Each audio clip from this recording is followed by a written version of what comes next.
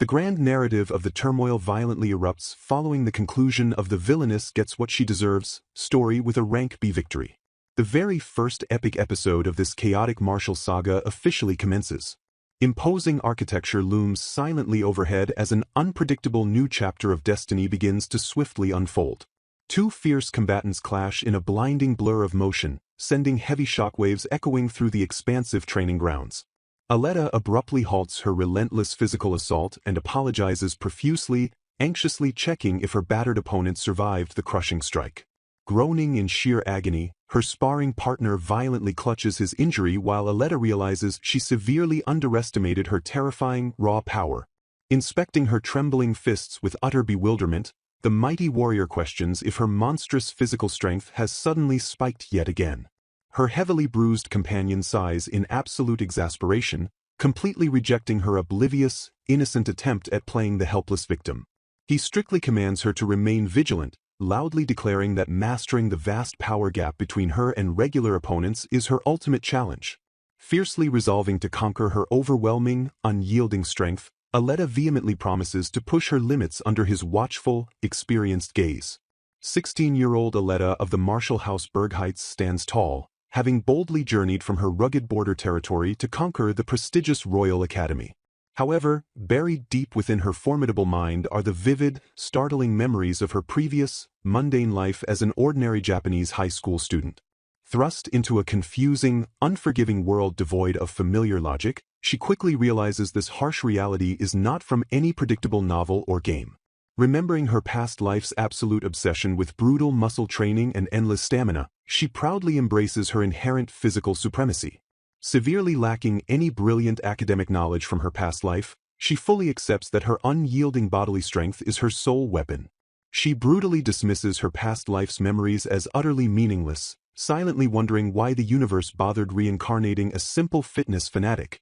Suddenly, a brilliant flicker of fierce, unyielding determination ignites within her sharp eyes as she heavily reconsiders her unique, magical situation.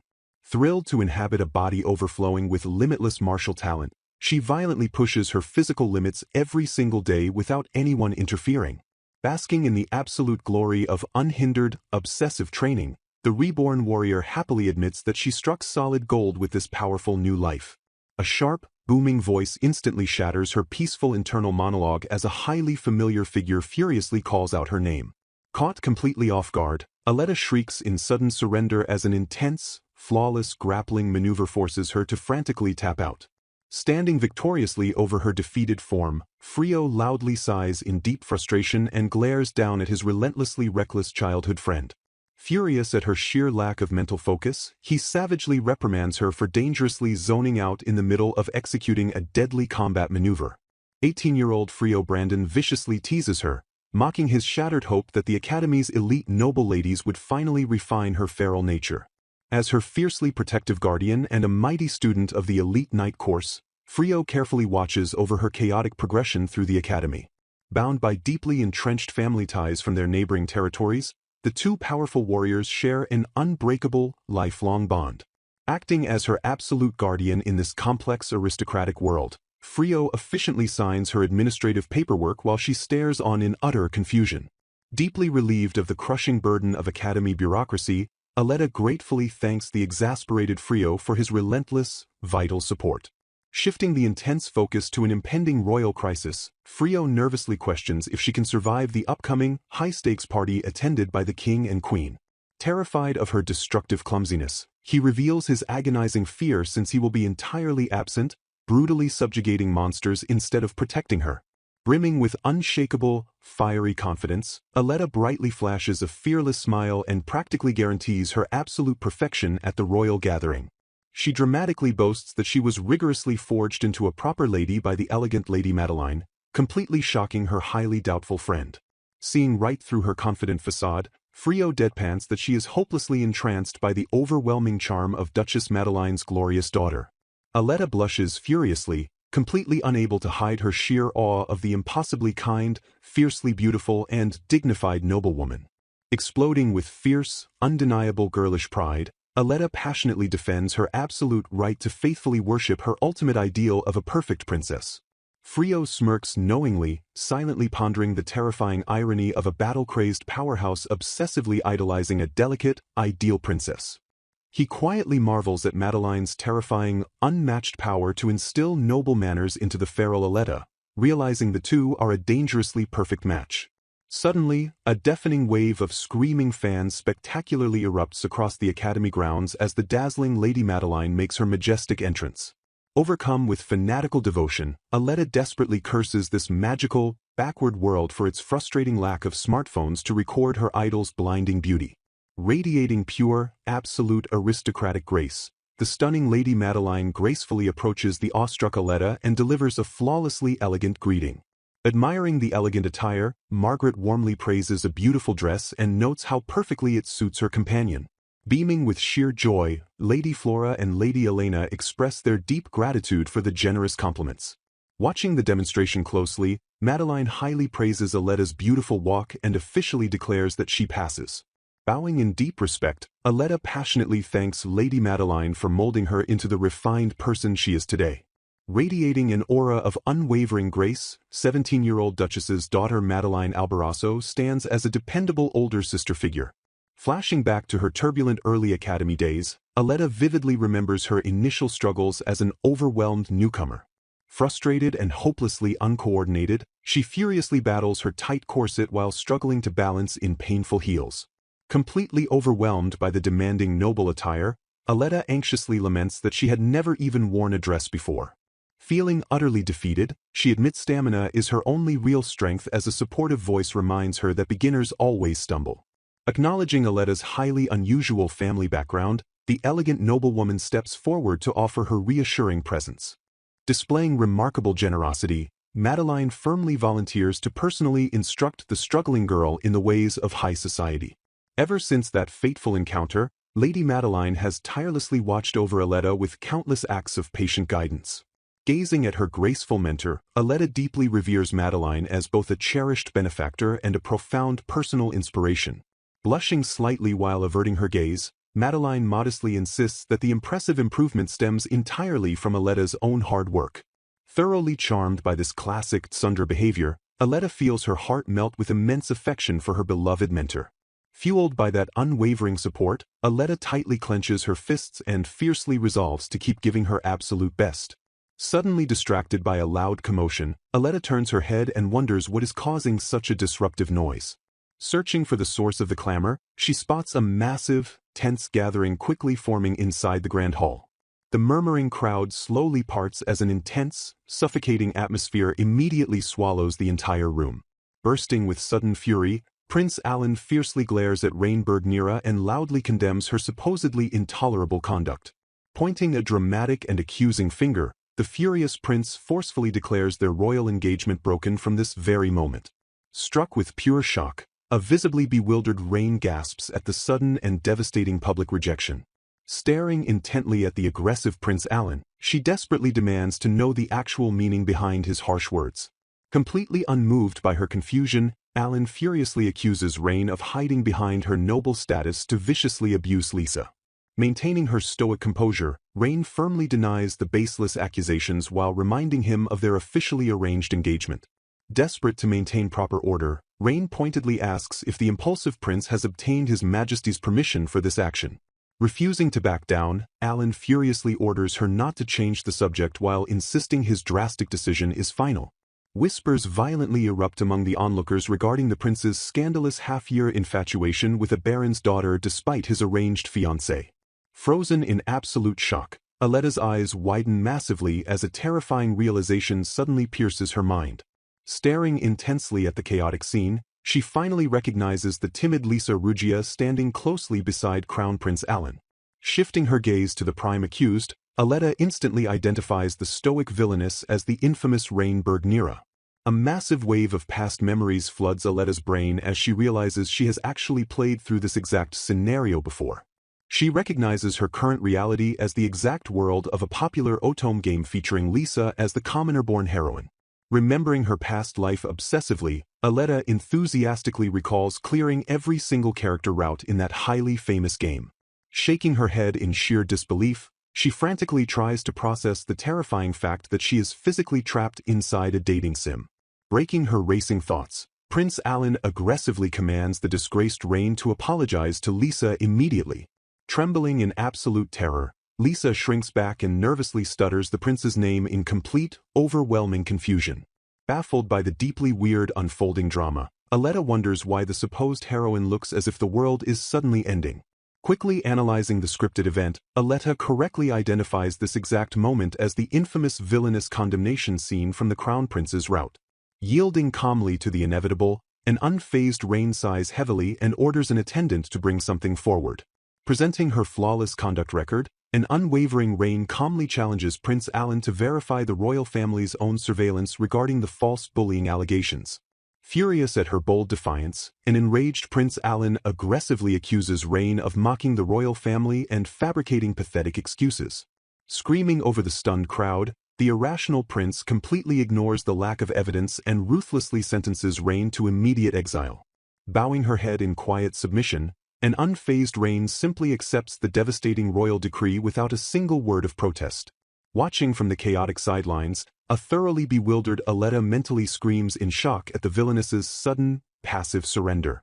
Quickly analyzing the shifting narrative, Aletta nervously notes that Rain's uncharacteristic submission perfectly mirrors the classic setup of a villainous revenge novel. As loyal attendants tearfully beg to share her exile, an excited Aletta wonders if Rain is secretly a reincarnated soul manipulating the story tropes. Shattering the tense royal standoff, a desperate female voice violently screams Lord Louis's name across the grand hall. The sudden, anguished cry catches everyone completely off guard, whipping heads around toward the shocking interruption. Stepping forward with absolute, undeniable authority, a regal figure abruptly halts the proceedings and commands Rain to ignore the foolish exile order. Gasps of sheer terror echo through the paralyzed crowd as the kingdom's mighty king makes a dramatic, unexpected entrance. Trembling beneath his father's crushing, furious glare, a panicked Prince Alan stammers weakly as the king demands immediate answers. Refusing to entertain any pathetic excuses, the stern monarch swiftly confines his disgraced son to his quarters pending a final, brutal judgment. Executing the absolute royal command without hesitation, heavily armored guards forcefully apprehend the foolish prince and his terrified accomplices. A heavy, suffocating silence blankets the majestic hall as the royal guards drag the bewildered conspirators out of sight. Turning his majestic gaze toward the wrongfully accused Villainess, the deeply remorseful king solemnly apologizes for his son's inexcusable crimes. Bowing deeply in profound reverence, a humbled Rain gracefully begs the mighty ruler not to lower his royal dignity on her account. Acknowledging the kingdom's catastrophic failure, the somber king officially declares the absolute dissolution of Rain's royal engagement.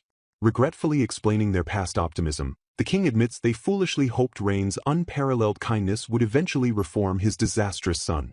Seeking to make immediate amends, the generous monarch publicly offers to grant the wronged lady absolutely any desire she wishes as compensation. Snapping back to a terrifying reality, a frantic girl frantically screams for Lord Louis to stop and acknowledge her presence.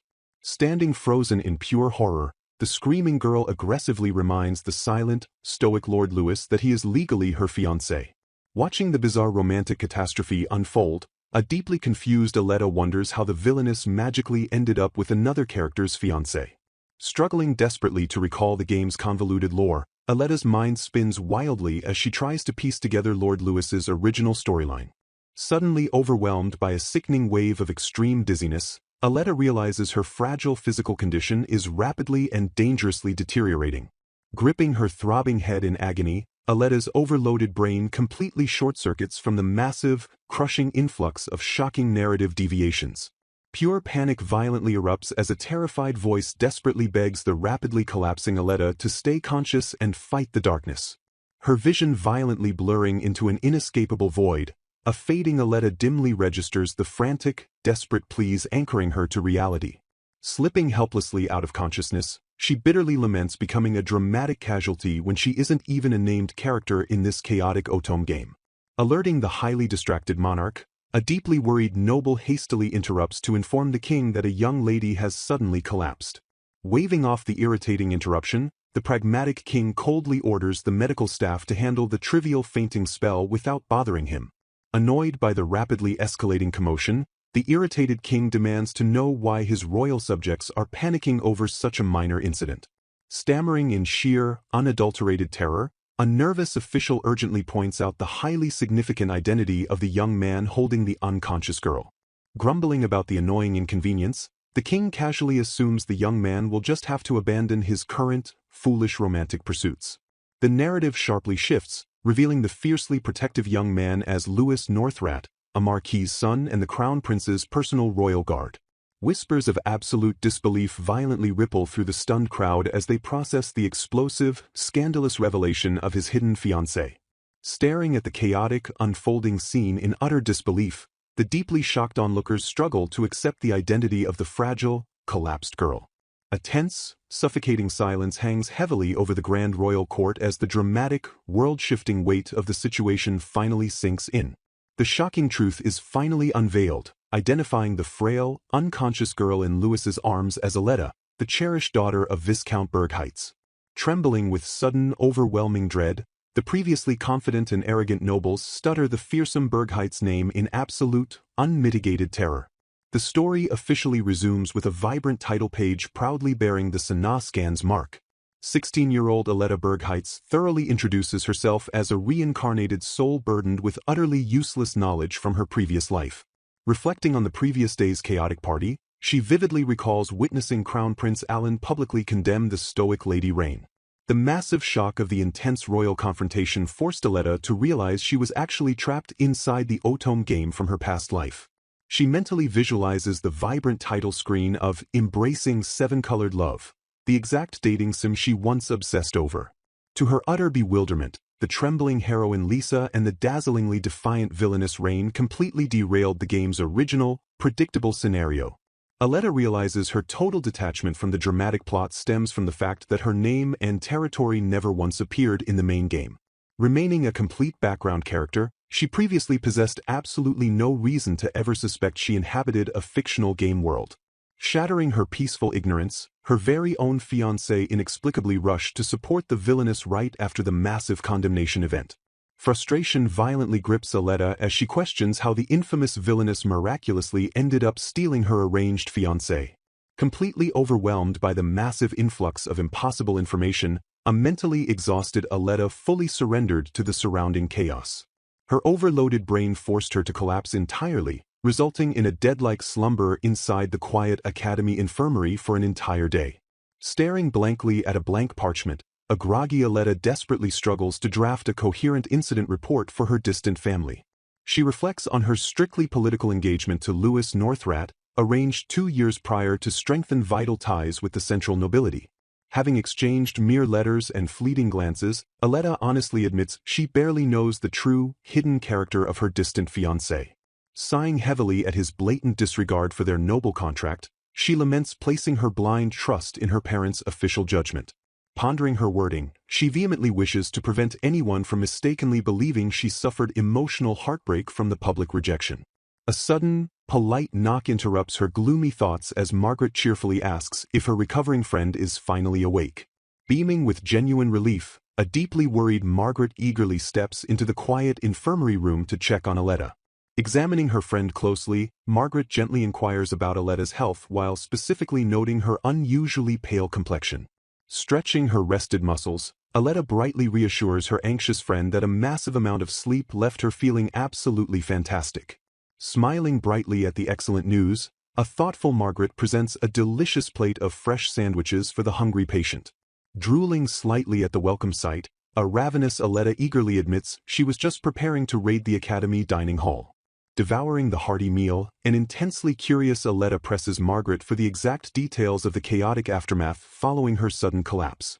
Recalling the explosive fallout, Margaret reveals that His Majesty swiftly slapped Crown Prince Alan and his foolish followers with strict confinement orders. Nodding in complete agreement, Aletta logically points out that falsely accusing a royal fiancé naturally invites severe and immediate punishment.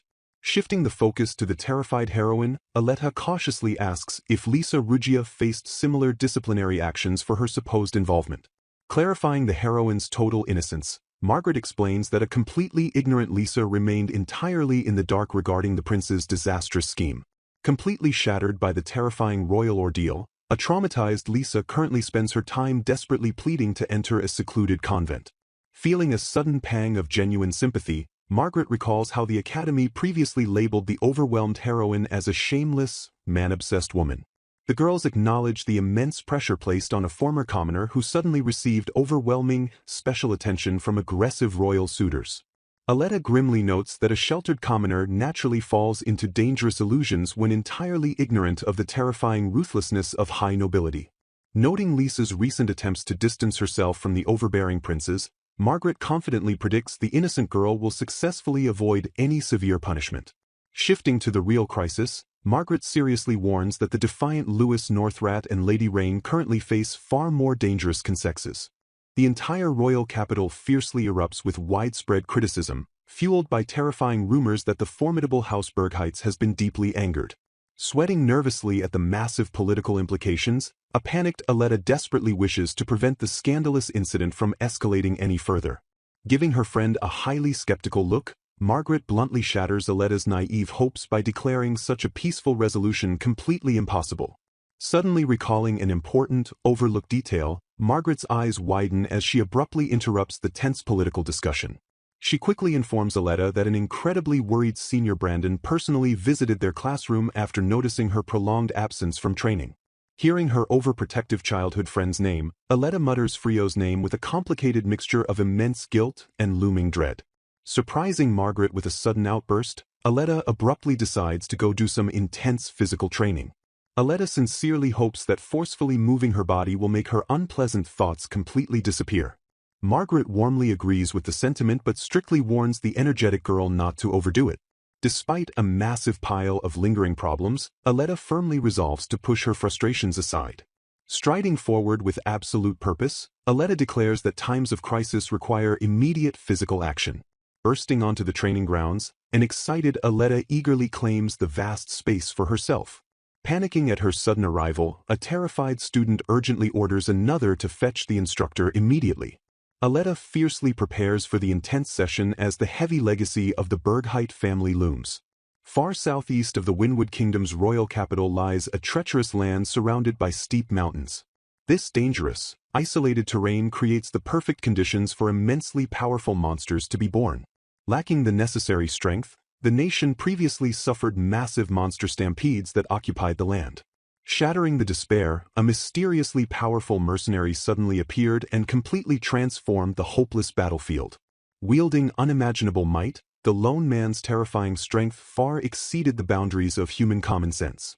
Charging fearlessly into the absolute chaos, the legendary warrior unleashed his overwhelming physical power. Striking with explosive, earth-shattering force, he single-handedly subdued the entire savage army of towering monsters. Praised for his miraculous achievement, the king granted him noble status to guard the deadly forest. This legendary hero became the first Viscount Bergheitz and stands as Aletta's direct, incredibly powerful ancestor. Frantic instructors desperately scramble to minimize facility damage while nervously monitoring the living legend's descendant. The Bergheitz hold immense kingdom-wide importance because their absence would allow monsters to flood the nation. Honoring their sacred lineage, the direct descendant possessing the strongest blood becomes the ruling family head. Passing this extraordinary, monstrous bloodline to the next generation remains their absolute and sacred duty. Even centuries later, only the incredibly powerful Bergheitz possess the strength to fight monsters barehanded. Terrified students wildly gossip about Aletta's rumored superhuman strength as she completely pulverizes the training targets. Brushing off their shocked whispers, Aletta proudly declares she will eventually succeed her father as the head. Releasing a ferocious battle cry, Aletta violently unleashes a massive shockwave that obliterates the surrounding area. Panicked instructors yell about evacuated students as Aletta desperately struggles to suppress her surging, explosive power. Piercing through the chaotic destruction, a familiar, urgent voice suddenly screams Aletta's name in sheer panic. Frio bravely intercepts her destructive path, aggressively warning that she will completely destroy the entire building. Gasping for breath, a deeply relieved Aletta sincerely thanks Frio for halting her out-of-control rampage. Bowing her head in genuine shame, a sheepish Aletta quickly apologizes for causing such a massive disaster. Sighing heavily, Frio gently scolds her for foolishly training while entirely distracted by her lingering thoughts. Exasperated but clearly relieved, Frio stares down at the incredibly dense girl standing safely before him. Staring up at his serious face, Aletta realizes with genuine surprise that Frio is deeply worried. Smiling warmly, Aletta privately reflects that a caring, protective childhood friend will surely make a wonderful husband. Wishing him true happiness, she bitterly compares his kindness to her own incomprehensible and sudden romantic rejection. Blushing furiously, a highly flustered Frio quietly accepts her apology and insists that everything is fine. Regaining his serious composure, Frio urgently suggests changing locations to discuss an incredibly important matter privately. Staring intently at his childhood friend, Frio asks if Aletta has finished drafting the crucial incident report. Sweating nervously, an awkward Aletta averts her gaze and sheepishly admits the letter remains completely unwritten. Laughing awkwardly at her dismal academic record, Aletta mentally cries over her desperate need for remedial classes. Aletta stares confusedly at Frio's unusually serious face, questioning his sudden tense demeanor. Frio bluntly halts her actions, firmly ordering her not to write the incident report to her father just yet. He grimly reveals that the fierce Berg Heights Territory Army, who escorted them from training, already knows about the chaotic royal situation. Boiling with protective rage, the loyal soldiers were absolutely furious that their future family head was publicly made a fool of. Frio warns with deadly seriousness that her fearsome father will never stay silent once he hears their fiery, impassioned report. Aletta gasps in sheer terror, realizing with dread that her highly destructive older brother might actually march on the capital.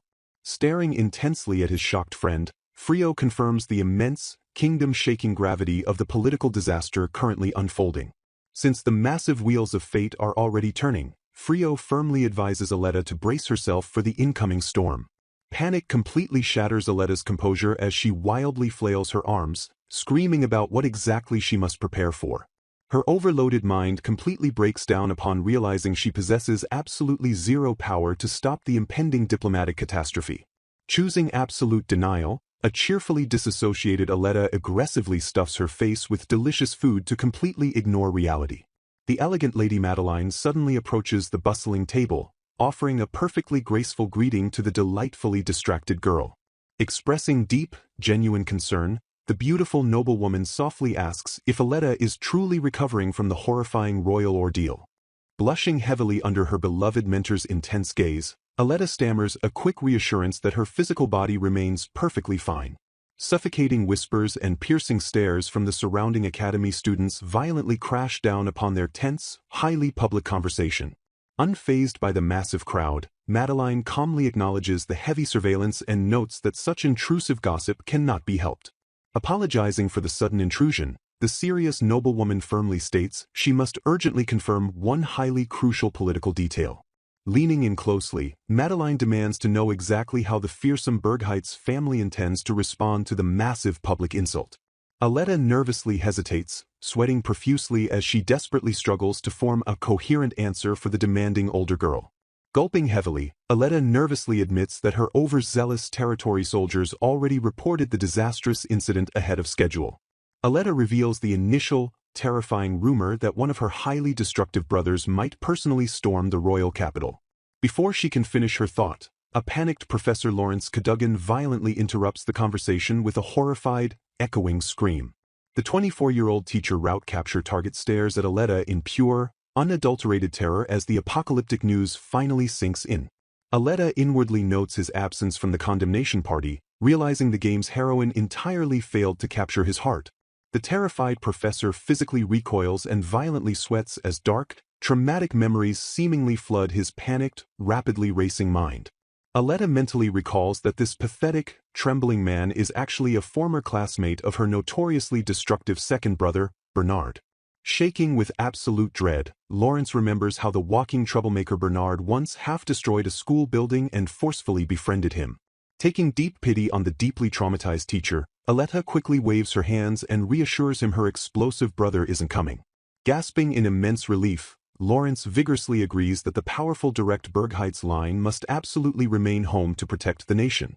Madeline astutely observes that even a single Berg Heights member leaving their territory drastically reduces the kingdom's vital combat strength. She coldly notes that abandoning their vital post for petty revenge would basically unleash a devastating monster flood upon the unprotected kingdom. Nodding in solemn agreement, Madeline firmly deduces the pragmatic Bergheit's family surely considered those terrifying, nation-ending political implications. Aletta quickly adds that stirring up further political unrest with the disgraced prince would hardly benefit the kingdom's innocent people.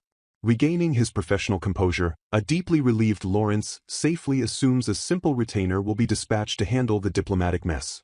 Preparing to violently shatter his fragile peace, Aletta brightly announces that her fearsome father is actually coming to the capital instead. A deafening, horrified silence instantly crushes the stunned trio as the terrifying reality of the monster-slaying family head's arrival finally sinks in. Utterly broken by the catastrophic news, Professor Lawrence screams in sheer terror while a stunned Madeline stammers in complete, overwhelming disbelief. Aletta mentally resigns herself to the impending chaos, noting her father's aggressive intent to violently question the royal family and House Northrat. Staring blankly into empty space, Aletta seriously reflects on the two major reasons she completely failed to realize this world was an Otome game.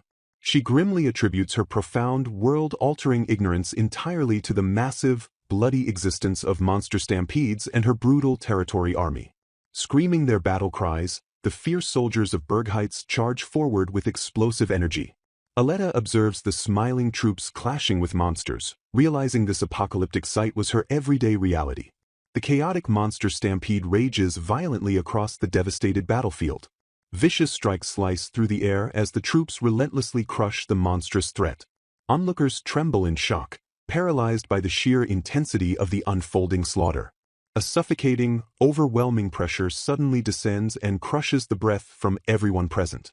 August Bergheitz arrives, instantly dominating the entire atmosphere with his terrifying aura. Panicked soldiers wonder if they will be killed, though Aletta knows the Viscount is no murderer. The terrified bystanders openly question if this monstrous force of nature is even human. Heavy footsteps thunder as the imposing leader marches directly toward the crowd. A primal instinct warns everyone that something extraordinarily dangerous approaches. The overwhelming menace finally reaches the front lines, freezing the onlookers in their tracks. "Father!" Aletta cries out, breaking the heavy tension with her familiar voice. August coldly acknowledges Aletta, thanking her for the reception. Sweating nervously, Aletta greets him while mentally screaming that her life resembles a war conquest rather than a romance game. August immediately commands preparations for a confrontation at the Marquis Northrat residence tomorrow regarding her fiancé. He glares ominously, demanding that every detail is executed properly. Aletta realizes the severity of the situation as her father's subordinates frantically scramble to obey. He is completely furious, Aletta thinks, feeling the immense gravity of his silent wrath. An oppressive, dark aura violently radiates from August's massive frame. An unfortunate passerby freezes as they accidentally wander into the terrifying domain. Terrified subordinates quickly shout their compliance and prepare to march. The imposing retinue moves out, radiating an unstoppable and dangerous intent. Fearing for the royal capital, Aletta desperately prays that there will be no more innocent victims. Arriving at Marquis Northrat's estate, the trembling host stammers a fearful welcome to Lord Bergheitz. August merely grunts a dismissive sound, radiating absolute disdain. Total chaos erupts as the Marquis's wife collapses under the sheer weight of August's crushing presence. Aletta watches innocent people fall victim to her father's relentless aura, wondering why she is the one feeling guilty. She questions her own guilt since they only came to demand an explanation from Lord Lewis. The terrified servants finally announce that they have brought Lord Lewis to face judgment. "Let him in," the command rings out, sealing the young man's fate. The heavy wooden doors slowly creak open to reveal the impending disaster. Aletta stares in complete shock at the unrecognizable, battered pulp of a man dragged into the room. The broken figure groans weakly, struggling just to remain conscious. August dryly notes that there isn't even a spot left on the boy's body for him to hit. Horrified, Aletta realizes her father actually planned to beat Lewis to death, demanding to know what happened. The Marquis flinches violently, caught in the terrifying crosshairs of the Bergheit's wrath. Nervous laughter escapes the Marquis as he admits their own knight commander brutally trained Lewis as a self-imposed penalty. Unmoved by the bloody display, August coldly declares that he will break the engagement because Lewis neglected his daughter. The Marquis desperately begs for another chance to talk sense into his son, but the broken engagement stands firm. Trembling violently on the cold floor, the severely battered Lewis cowers under the intense scrutiny of his judges. Glaring down mercilessly, August bluntly notes that the broken boy completely lacks the will to continue fighting. Louis shudders violently in silence under the oppressive, terrifying gaze of the Bergheit's patriarch. Observing Louis's stubborn silence, Aletta silently admits he possesses more guts than expected out of his sheer love for Lady Rain. Remembering how she almost married this man, Aletta realizes they were simply never meant to be together. With their engagement officially dissolved, Louis and Aletta fail to exchange a single word during the entire tense discussion. The very next day, a somber Lady Madeline suddenly announces that her own engagement to Lord Sylvain will soon be dissolved. Shocked by this unexpected revelation, Aletta stares wide-eyed at Lady Madeline's perfectly composed face. Processing the heavy news, Aletta mentally notes that Lord Sylvain is naturally one of the game's primary capture targets. To her absolute horror, Aletta suddenly realizes that Lady Madeline was actually the designated villainess of Sylvain's specific route. Remembering Madeline's incredibly kind and caring nature, Aletta completely failed to recognize her true antagonist role in the game. Maintaining her fierce aristocratic pride, Madeline firmly declares she was always prepared to marry any man with a smile. Her expression darkens drastically as she aggressively curses how foolish Sylvain became after meeting the heroine, Lisa Ruggia. Utterly disgusted by her former fiancé, Madeline coldly admits that just looking at his face now physically sickens her. Hearing the harsh word, sick, Aletta enthusiastically agrees that breaking off the engagement is the absolute best outcome despite Sylvain's handsome looks. Intensely curious about the shifting future, Aletta openly wonders who Lady Madeline's next fiancé could possibly be.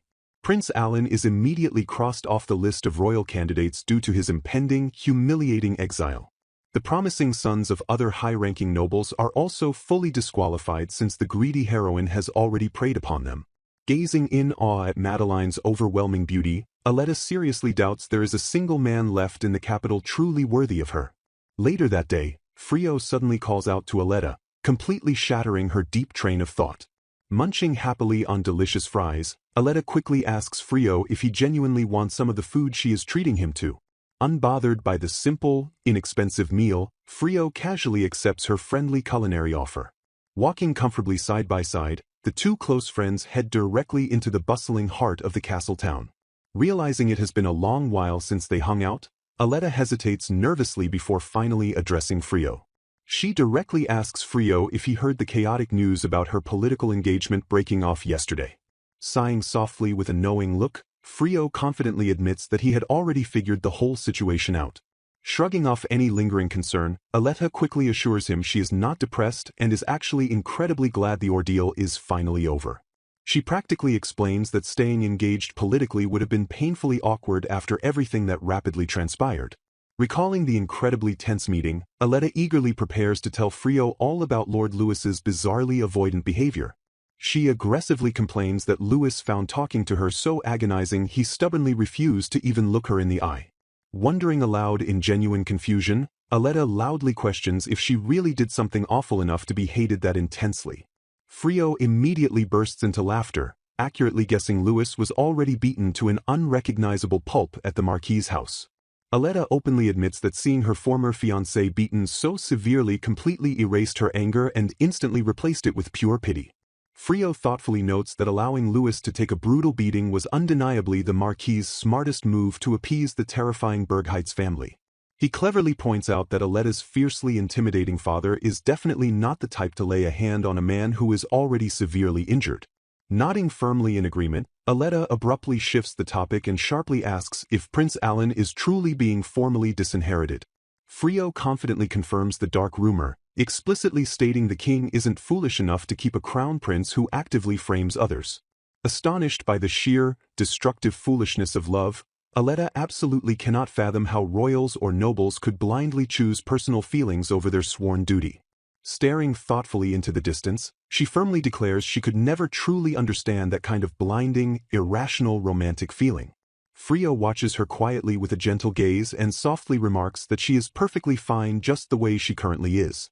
Frio poses a rhetorical question, imagining the catastrophic collapse of the nation if the Bergheits abandoned their defensive posts to elope.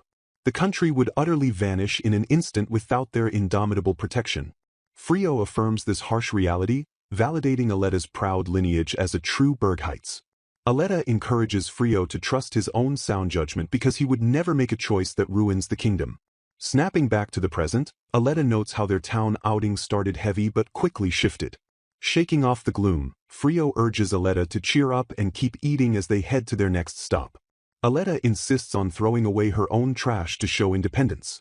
Frio gently takes it from her instead, teasingly calling her a dummy for trying to do it herself. Flustered and blushing, Aletta stammers after Frio as he cheerfully walks ahead. Aletta mutters a quick complaint under her breath while chasing after him. She watches him closely, quietly remarking to herself just how overprotective he can be. Shifting scenes across the realm, the story cuts to the capital of the Aduvina kingdom. Prince Leon Winwood exchanges polite greetings, eagerly looking forward to a successful partnership. Leon confidently assures his associates that he will personally handle all matters regarding the business alliance. A messenger approaches Prince Leon, declaring he has arrived at the absolute right moment. The messenger hands over an exclusive catalog for a new vintage wine, noting it is a masterpiece meant for him. Spotting a familiar insignia on the document, Leon immediately tells them to place an order. Unfolding the urgent message, he reads the chilling emergency code demanding his immediate return home.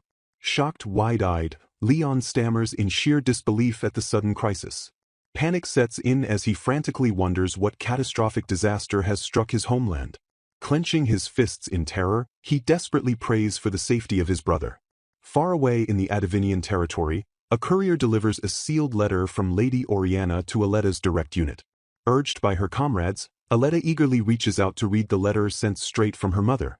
Aletta reflects on her mother, Oriana Bergheitz, who possesses timeless beauty masking her terrifying demon-like temper. Shivering at the thought, Aletta nervously wonders if the letter contains a brutal written lecture. The letter opens with a casual greeting from Oriana, breaking the heavy suspense. Oriana writes to give her a heads-up before the royal family makes an official public announcement. The shocking news reveals that Gregory's engagement to the Duke Albarraso's daughter has been officially decided. Aletta gasps in utter confusion, recalling that Frio mentioned her close friendship with Lady Madeline. The text highlights Gregory Bergheitz, Aletta's stubborn fourth older brother. Aletta's mind races as she tries to process her brother being tied to that specific name. The sudden revelation that Madeline is the bride sends her thoughts spinning into total chaos. Aletta shrieks in absolute disbelief, completely overwhelmed by the absurd pairing. She frantically questions when on earth an engagement between Gregory and Lady Madeline could have possibly started. Staring blankly at the page, she tries to trace back the timeline of this insane development. Lady Madeline maintains a calm composure, dismissing the chaos with a casual shrug. Madeline tells Aletta to calm down, admitting even she finds the sudden turn of events rather dizzying. She explains that her father had actually been approached about the union for quite some time. The arrangement quietly moved forward behind the scenes right as the recent massive incident occurred. Madeline finishes by wondering if this wildly convenient twist of fate should simply be called pure good luck. The strategic discussion smoothly resolves the surrounding political issues, cementing the newly established engagement. The central nobility and royal family express profound gratitude for the Duke's brilliant, problem-solving foresight. A companion tentatively addresses Lady Madeline, noticing her shifting, enthusiastic demeanor. Beaming with undeniable joy, Madeline confirms her ecstatic mood to her curious peers. She radiates immense pride as she confidently prepares to reveal her grand strategy. Boasting of her elite royal bloodline, she credits her grandmother, a former princess from the ducal house of Albarraso. She highlights the monumental strategic advantage of the marital alliance now forged with the formidable House Bergheitz. Madeline declares this brilliant maneuver perfectly leverages her immense value to halt the royal family's impending decline. Her peers eagerly praise the union as infinitely superior to a disastrous marriage into House Sanieri. Pausing dramatically, Madeline hints at a far darker underlying political motive. She exposes a treacherous plot by unseen forces aiming to crush the royal family by dragging House Bergheitz into an internal rebellion. Springing into action, a crucial item is decisively handed over to turn the tides of the looming conflict. The mysterious object passes between hands in a heavy, suspenseful silence. A stern, unwavering instruction echoes to use the gifted tool wisely. Swearing fiercely upon the name of Albarraso, Madeline vows to crush any foolish internal rebellion before it starts. Shocked by the sudden realization, Aletta realizes she is about to become Madeline's official sister-in-law. The gears turn rapidly in Aletta's mind as she connects the impending high-profile marriage to her own brother. Madeline warmly and enthusiastically embraces the prospect of becoming Aletta's new older sister. Blushing with nervous excitement, Aletta bashfully admits she would love having Madeline join her family. The very next week, Madeline confidently sets off for Berg Heights to formally meet her powerful new in-laws. Aletta's friends excitedly rally around her, wishing for the monumental engagement proceedings to go smoothly. Releasing a heavy, exhausted sigh, Aletta visibly deflates in the middle of the lively academy hallway. Noticing the sudden gloom, her friend questions what shattered Aletta's previously cheerful mood. Aletta stammers hesitantly, struggling to voice her bubbling internal frustrations. Seeking comfort in food, she loudly complains that Frio's unusually intense attention has become incredibly annoying. Her friend gently suggests Frio is merely protecting her after the recent string of chaotic events. Sensing deeper tension, her companion presses to uncover if something specific triggered her growing annoyance. Aletta deflects by explaining her frustrating position as the diminutive youngest of 5 siblings. She grumbles about her massive, overprotective father and brothers, suspecting they coddle her simply because she is the first Berg Heights daughter born in centuries. Frustrated by their smothering affection, she affectionately brands her burly family members as absolute sister idiots. Bursting with fierce pride, Aletta declares she is the powerful future head of House Berg Heights who protects them, not the other way around. She laments that Frio must still view her as a child, revealing he surprisingly held her hand during a recent outing. Furious at the perceived slight, she reminds everyone that she is physically stronger than the allegedly protective Frio. Her friend stops dead in her tracks, completely shocked to realize Aletta went out entirely alone with Lord Frio Brandon. Aletta tries to downplay the encounter, noting they rarely go out anymore despite him always assisting with her combat training. With a knowing smirk, her friend highlights the crucial, undeniable detail that Frio deliberately initiated the invitation. Aletta stares blankly, utterly confused by her friend's sudden, incredibly suspicious grin. Shattering Aletta's naive illusions, her friend points out that a grown man holding a woman's hand is absolutely not treating her like a child. The friend triumphantly declares their solitary, hand-holding outing was undeniably a romantic date. Dropping the final bombshell, her friend concludes that Frio is constantly worried because he genuinely harbors romantic feelings for Aletta. Margaret confidently supports the relationship, suspecting Frio's devotion stems from more than just deep admiration for the Berg Heights family. Aletta wildly flails in shock, utterly bewildered by Margaret's sudden, scandalous implications. Struck by a harsh revelation, Aletta desperately questions why she had remained blindly convinced of her naive assumptions. The undeniable truth finally crashes down on her as she fully realizes she and Frio share no actual sibling bond. She mentally scrambles, admitting she had simply always viewed him as a comforting older brother figure. Reviewing his background as an 18-year-old childhood friend from a neighboring earl's house, she accepts they are completely unrelated by blood. Aletta visualizes the blatant reality of an unrelated, of-age man and woman publicly strolling hand in hand. She nervously concedes that any outside observer would naturally misunderstand their overly affectionate dynamic. Gripped by deep embarrassment, she harshly brands the entire mortifying hand-holding incident as a colossal blunder. Heavy realization sets in as Aletta solemnly accepts the awkward truth of her rapidly changing situation. She angrily shifts the blame, certain the oblivious Frio still ignorantly treats her like a literal little sister. Groaning in intense frustration, Aletta physically recoils from the overwhelming mental stress. She silently stews in her chaotic thoughts, desperately trying to process the massive shift in their childhood dynamic.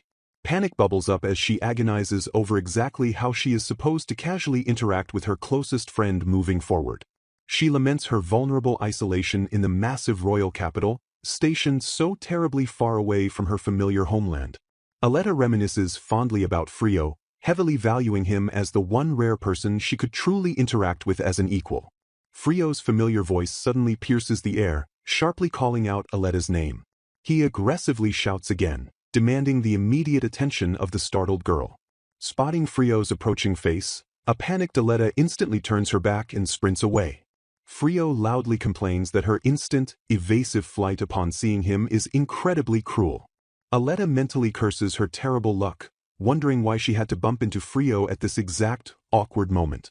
Still giving chase, an annoyed Frio forcefully orders Aletta to stop running and wait. He yells out once more, desperately trying to close the widening distance between them.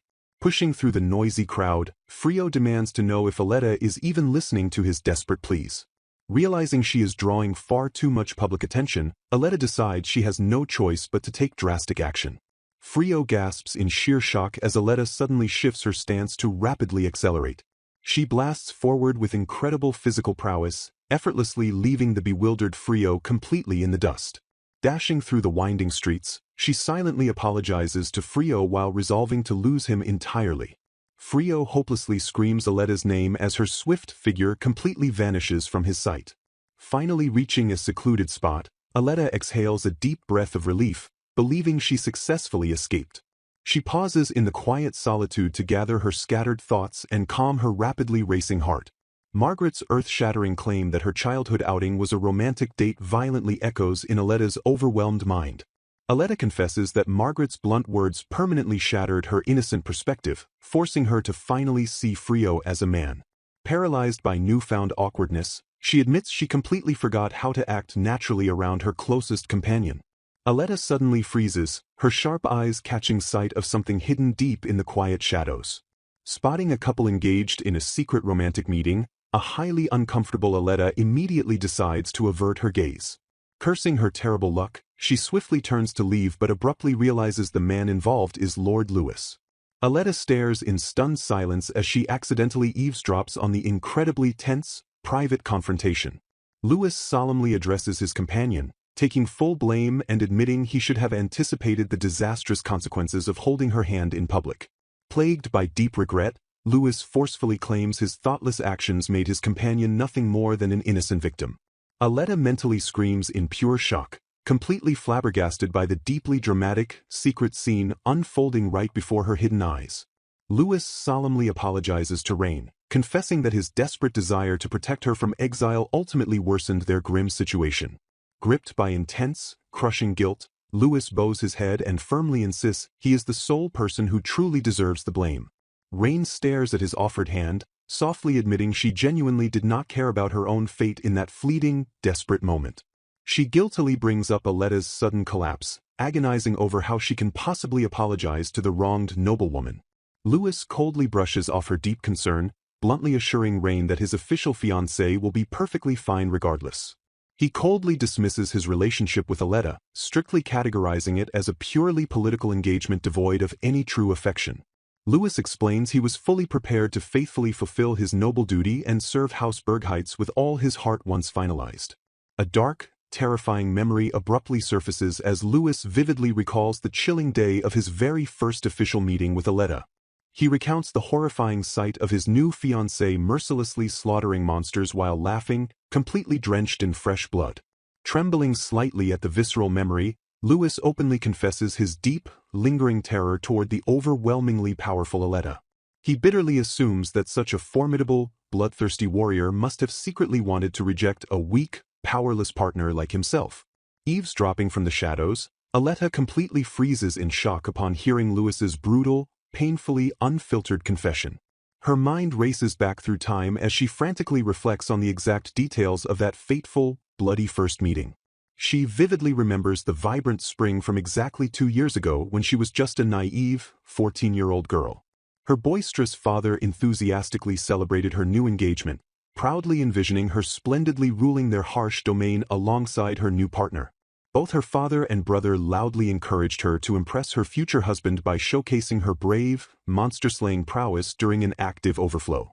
Eager to please her loving family, young Aletta enthusiastically agreed to display her best side by viciously slaughtering as many beasts as possible. She mentally justifies her violent actions, noting that in the brutal, eternal battlefield of Bergheitz, true combat strength is highly prized in a partner.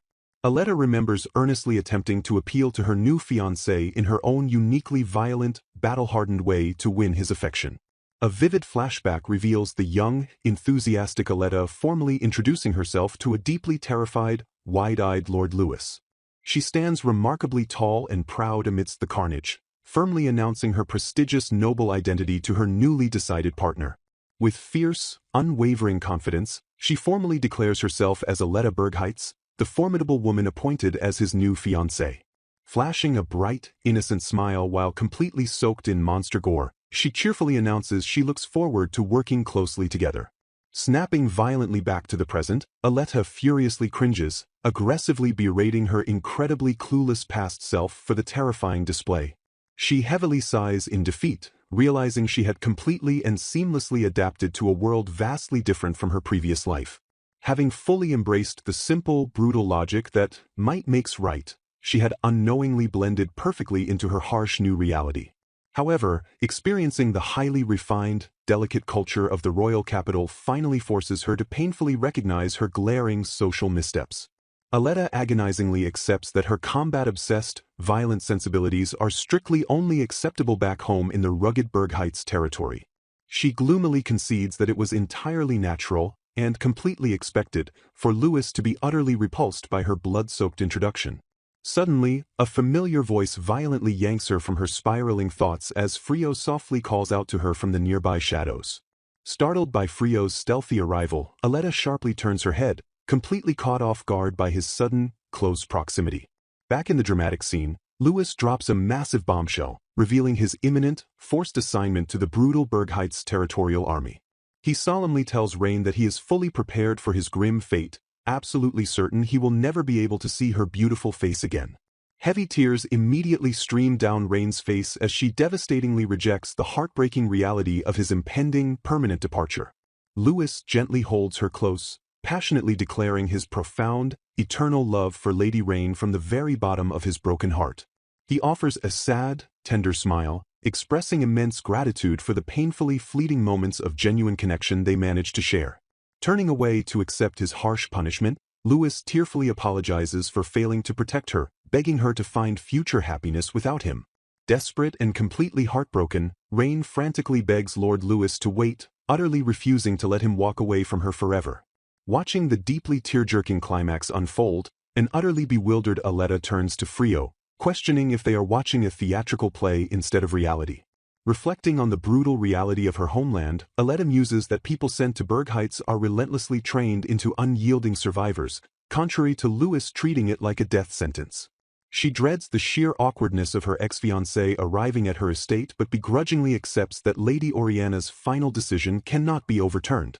Acknowledging their chronic military shortage, Aletta firmly resolves to handle the uncomfortable situation as the responsible future head of her house. Chuckling at her own pampered complaints, she quickly regains her composure and fiercely embraces her demanding leadership duties.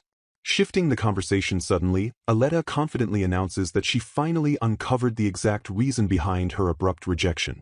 She bluntly reveals that her terrifying, blood-drenched appearance during their very first meeting completely horrified the faint-hearted lord. Frio instantly scoffs at Louis's cowardly reaction, heavily criticizing the nobleman for lacking the basic guts required of a true knight. Sighing softly, Aletta dismisses the failed engagement as a massive, unbridgeable clash in their fundamental cultural values. She calmly accepts the inevitable fallout, rationally noting that a delicate woman like Lady Rain perfectly matches Lord Louis's fragile preferences. Bursting with immense pride, Aletta powerfully declares that the unmatched strength of Bergheit's is their defining, glorious trait. She smiles warmly, her confident demeanor fully restored by her unshakable belief in her family's formidable legacy. Noticing a sudden shift in the atmosphere, a slightly confused Aletta gently asks Frio why he is staring at her so intently. Staring directly into her eyes, Frio dramatically shatters the casual tension by bluntly asking Aletta to marry him. Aletta stammers in utter disbelief as Frio fiercely declares his deep love for her rugged, Bergheit's-like spirit. Frio sheepishly admits he was heavily ordered by Lady Oriana to keep his long-standing, secret intentions completely hidden from her. Shocking Aletta to her absolute core, he confesses that his constant childhood presence was entirely because he was originally a top candidate to become her fiancé. His expression darkens slightly as he recalls the bitter memory of his carefully laid plans being suddenly derailed. He bitterly explains that the Northrat family ruthlessly snatched her away at the last second by exploiting their powerful central nobility connections. Furious at the past injustice, Frio aggressively rants about losing her to a useless noble who completely ignored Bergheit's to dote on the royal faction. He softly concludes his frustrated rant, admitting that these intensely bitter feelings have secretly haunted him for years. Aletta stares at him in breathless awe, slowly processing the overwhelming magnitude of his hidden childhood devotion. Suspicion suddenly flares in Aletta's mind as she bluntly asks if Frio used his notorious behind-the-scenes skills to directly sabotage Louis's engagement. Frio swiftly denies the accusation, genuinely swearing that the recent chaotic fallout with Louis was an entirely unexpected development. He earnestly explains that he would never sabotage a crucial political alliance that Aletta had seemingly been so happy to fulfill. Looking at her with deeply affectionate eyes, he firmly states he would never orchestrate something that would ultimately cause her pain. Deeply moved by his profound, selfless care, Aletta softly murmurs his name as her heart swells with genuine warmth. Flashing a determined smirk, Frio smoothly admits he never fully gave up on her and continued making backup plans just in case. He reveals his masterful foresight, explaining that his secret groundwork perfectly enabled Gregory's sudden, highly advantageous engagement to Duchess Albarasso. Astounded by his political genius, Aletta loudly gasps as she realizes Frio single-handedly orchestrated her brother's powerful marital alliance. Frio humbly scratches his cheek, casually confirming his massive, behind-the-scenes role in securing the Bergheit's family's political future. Aletta's mind floods with nostalgic memories, completely recontextualizing the young boy who practically lived at her family's rugged estate.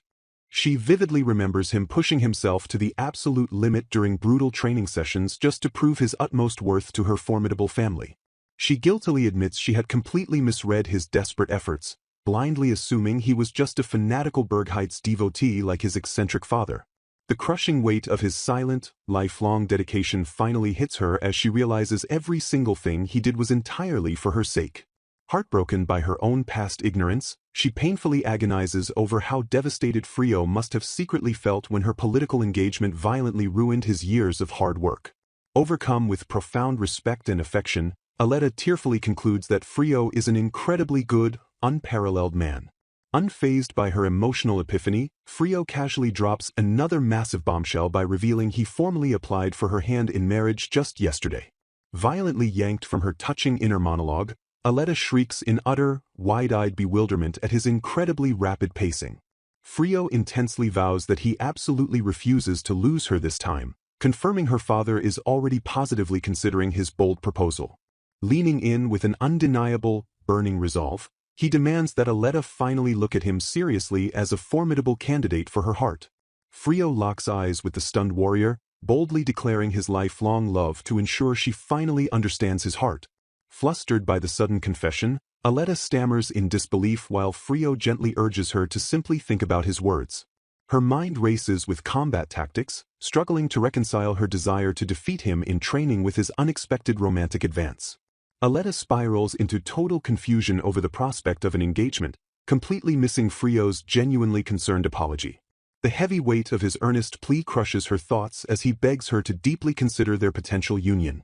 Overwhelmed by the emotional overload, Aletta's battle-hardened brain completely short-circuits under the intense romantic pressure. Clutching her head in pure agony, she hilariously admits her absolute inability to process multiple complex thoughts at once. Desperate to escape the crushing awkwardness of reality, Aletta violently pivots and decides to go train instead. A stark flashback reveals a 4-year-old Aletta boasting monstrous physical strength, heavily contrasting the frail but highly intelligent 6-year-old Frio. Frio's eccentric father furiously stutters his son's name, prompting the young boy to calmly ask if a crisis struck the Bergheit's territory. Maintaining a hilariously deadpan demeanor, young Frio casually orders his aggressively vibrating father to calm down. The narration exposes the father's clever ruse of spending half the month at Bergheit's under the fake pretense of fighting monster stampedes. Driven by fanatical devotion, the overly passionate patriarch wildly hero worships the previous head of the Bergheit's family. Bursting with immense pride, the frantic nobleman announces miraculous news regarding Lord August Bergheit's formidable daughter. He ecstatically reveals that Frio has miraculously been chosen as a prime engagement candidate for the future family head. Before the utterly bewildered Frio can even process the shock, his father ruthlessly drags him toward the Bergheit's estate. Frio internally marvels at the legendary Bergheit's bloodline, recognizing their monstrous power as a truly one-of-a-kind existence. Staring blankly ahead, he admits he fully expected to be drafted into their brutal army rather than securing a high-profile marriage proposal. Curiosity deeply grips him as he wonders what kind of extraordinary girl could usurp her 4 older brothers to become the heir. The rumbling carriage slowly approaches the intimidating estate while Frio continues to ponder the mysterious nature of his future partner. Stepping into the grand hall, Frio notes he is merely one of 3 nervous boys selected for this intense engagement trial. A majestic woman gently instructs her daughter to step forward and properly greet the young boys hoping to become her friends. Beaming with radiant innocence, the young Aletta cheerfully agrees to her mother's polite request. Frio stares in utter bewilderment as the supposed warrior heir introduces herself as a seemingly perfect, completely ordinary girl. Doubting her legendary status, Frio watches her eagerly bounce forward to interrogate the terrified boys about their training routines.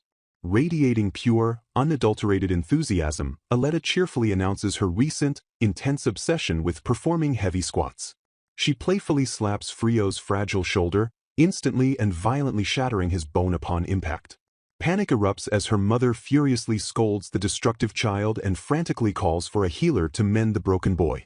Aletta timidly apologizes for the brutal injury, innocently explaining that a bone-crushing slap is how she normally greets wild wyverns. Watching the other candidates flee in absolute terror, Aletta desperately begs the injured Frio not to fear her accidental strength.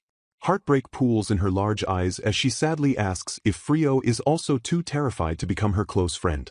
Frio suddenly realizes her deep, isolating loneliness stems from the direct line children being strictly confined until they hit the battlefield. He acknowledges the terrifying reality of her royal bloodline, a raw power famously capable of obliterating rocky mountains barehanded. Sweating profusely, the battered boy mentally concedes that her monstrous, uncontrollable strength is genuinely frightening. Calculating her restrained output, Frio boldly resolves that his advanced defensive magic could likely block her accidental, bone-shattering blows. Deciding that surviving her lethal friendship is vastly superior to the territorial army, Frio firmly accepts her lonely plea. From that fateful day onward, Frio dedicated half of every month to surviving the Bergheits estate as her loyal engagement candidate. Waving enthusiastically from the distance, a wildly cheerful Aletta loudly summons Frio to join her for a hearty snack time.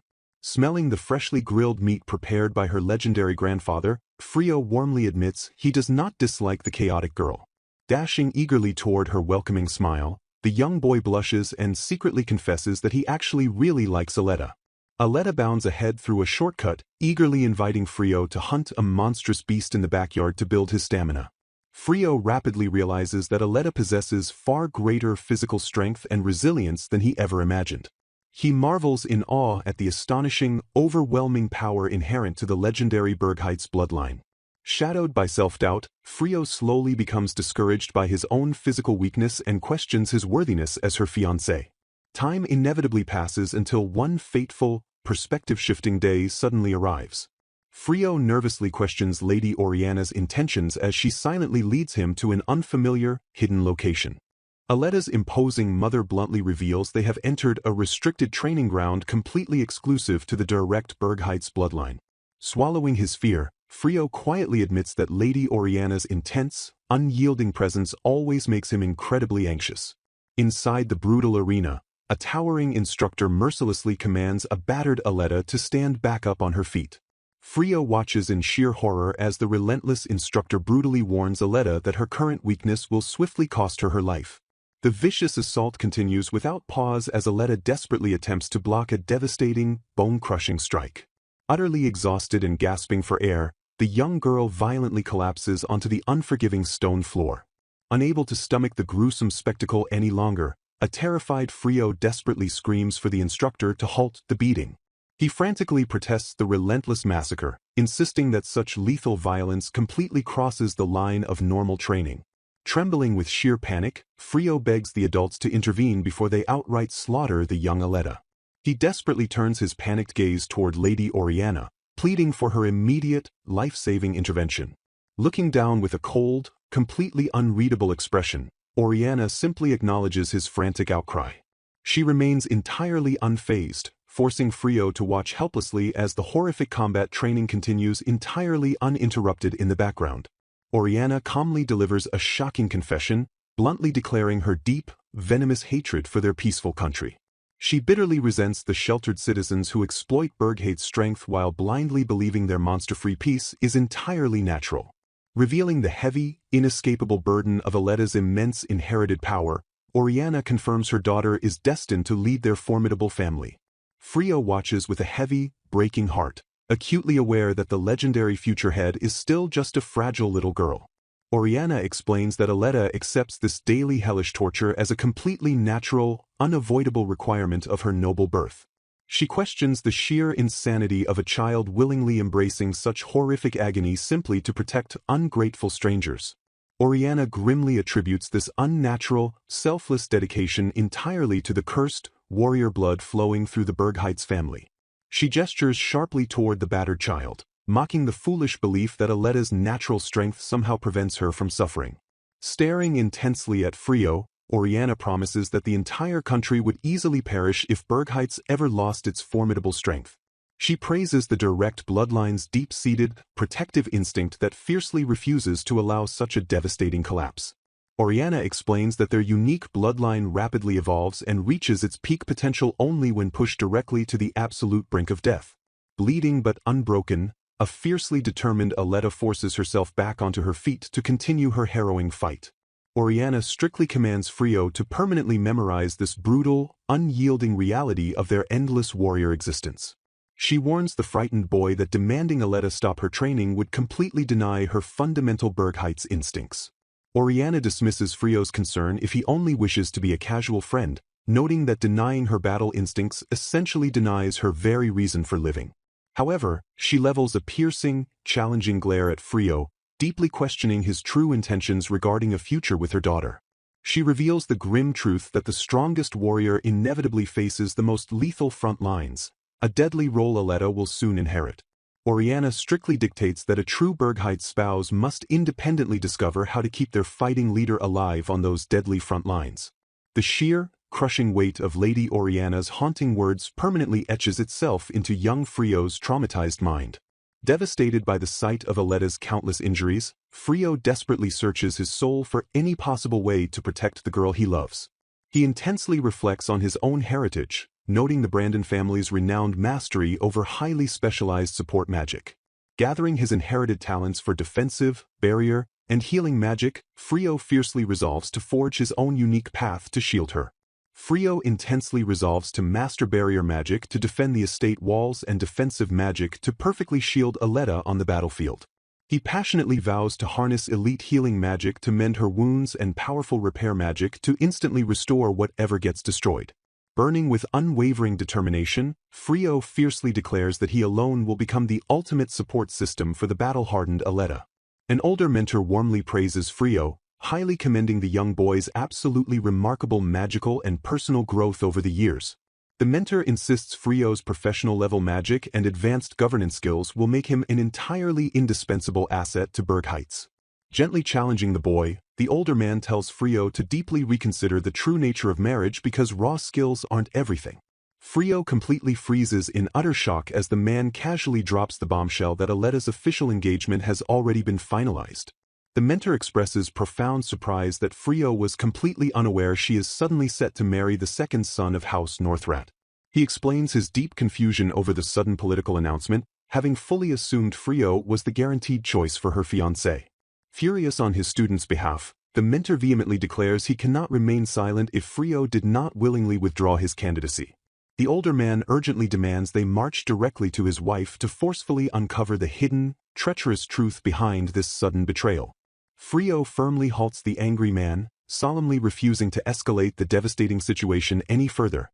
Swallowing his immense pain, Frio bitterly accepts his tragic reality by admitting he was only ever just a temporary engagement candidate. He slowly resigns himself to Lady Oriana's final decision, suddenly remembering her past, ominous warnings about what a true marriage requires. Crushed by the agonizing weight of his own blindness, Frio severely curses himself for acting like an absolute, oblivious idiot. He agonizes over his catastrophic mistake, realizing far too late that simply working tirelessly to be a useful tool was never enough. Frio painfully grasps that the legendary House Bergheit's requires a spouse to be significantly more than just a highly capable subordinate. He understands the profound necessity of loving Aletta deeply as a woman so that they organically become each other's ultimate reason to live. He realizes the direct bloodline only manages to survive their lethal battles because they fiercely fight for the spouses they genuinely love.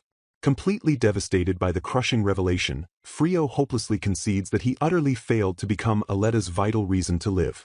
Shifting to a tense confrontation, Lady Oriana bluntly explains that Prince Leon Winwood directly ordered the sudden marriage proposal with House Northrat. She heavily notes that the Bergheights patriarchs were simply too busy slaughtering monsters to actively manage the corrupt nobles in the royal capital. Releasing an exhausted sigh, Oriana ruthlessly insults the pathetic royal family, coldly suggesting they might as well completely collapse without their support. She begrudgingly admits that strategically marrying Aletta off might somehow desperately smooth over the wildly deteriorating political situation. Oriana pierces Frio with a sharp, unforgiving glare, demanding he fully acknowledge that politics was not the sole reason he lost his candidacy. Bearing the agonizing weight of her brutal words, Frio softly bows his head and respectfully confirms he completely understands her true meaning. Oriana ruthlessly delivers the final, heart-shattering blow by stating Aletta only views him as a brother and could never easily fall in romantic love with him. Lady Oriana firmly acknowledges Frio's immense strength but insists Aletta desperately needs someone she can truly love to survive, prompting Frio's solemn, heartbreaking agreement. Humming a cheerful, carefree melody, an entirely unbothered Aletta lazily sprawls across her desk while completely ignoring her mounting political responsibilities. Spotting a neglected letter from Louis, an exasperated Frio sharply questions why Aletta refuses to write a proper reply to her own fiancé. Muttering incoherently under her breath, a slightly guilty Aletta hopelessly admits she simply cannot think of a single appropriate thing to write back. Sighing heavily, Frio strictly warns the stubborn girl that her continued negligence will eventually shatter Louis's dwindling patience, even within a purely political marriage. Frio deeply ponders the legendary hero's bloodline, realizing its fierce protective instinct completely contradicts a supposedly vital engagement meant to ensure the royal family's survival. A sudden, massive realization fiercely strikes Frio as he visually confirms Aletta holds absolutely zero genuine romantic interest in her new royal partner. He rationally deduces that her willing acceptance means the engagement itself is not fundamentally wrong, yet a nagging suspicion intensely lingers in his mind. A crucial memory forcefully surfaces as Frio vividly recalls her imposing father explicitly stating he had fully expected Frio to become the chosen fiancé. Frio fiercely hypothesizes that if Lady Oriana ruthlessly discarded his decade of dedication for a political union that ultimately fails the kingdom, the situation remains highly unstable. A massive surge of fiery hope ignites within his chest as he shockingly realizes this fragile, flawed engagement possesses a very real chance of completely shattering. The intense, emotionally charged flashback silently fades, grounding the epic narrative by revealing this crucial realization occurred exactly 2 years ago. Returning to the present, Lord August warmly praises Frio's swift, brilliant political maneuvering that successfully secured Gregory's highly advantageous, game-changing engagement. Lord August grimly notes Prince Alan's disastrous behavior at the party, but celebrates the massive political leverage gained by boldly forging ties with Duchess Madeline Alborasso. The proud patriarch deeply commends Frio, declaring that his decisive actions perfectly deterred plotting nobles and outright saved the entire country from an impending, catastrophic collapse. Releasing a heavy, exhausted sigh, Lord August bitterly complains that the pathetic royal family desperately needs to put in significantly more effort to govern themselves. Seizing the rare, triumphant moment, a highly determined Frio respectfully interrupts the commanding patriarch to confidently shift the heavy political conversation.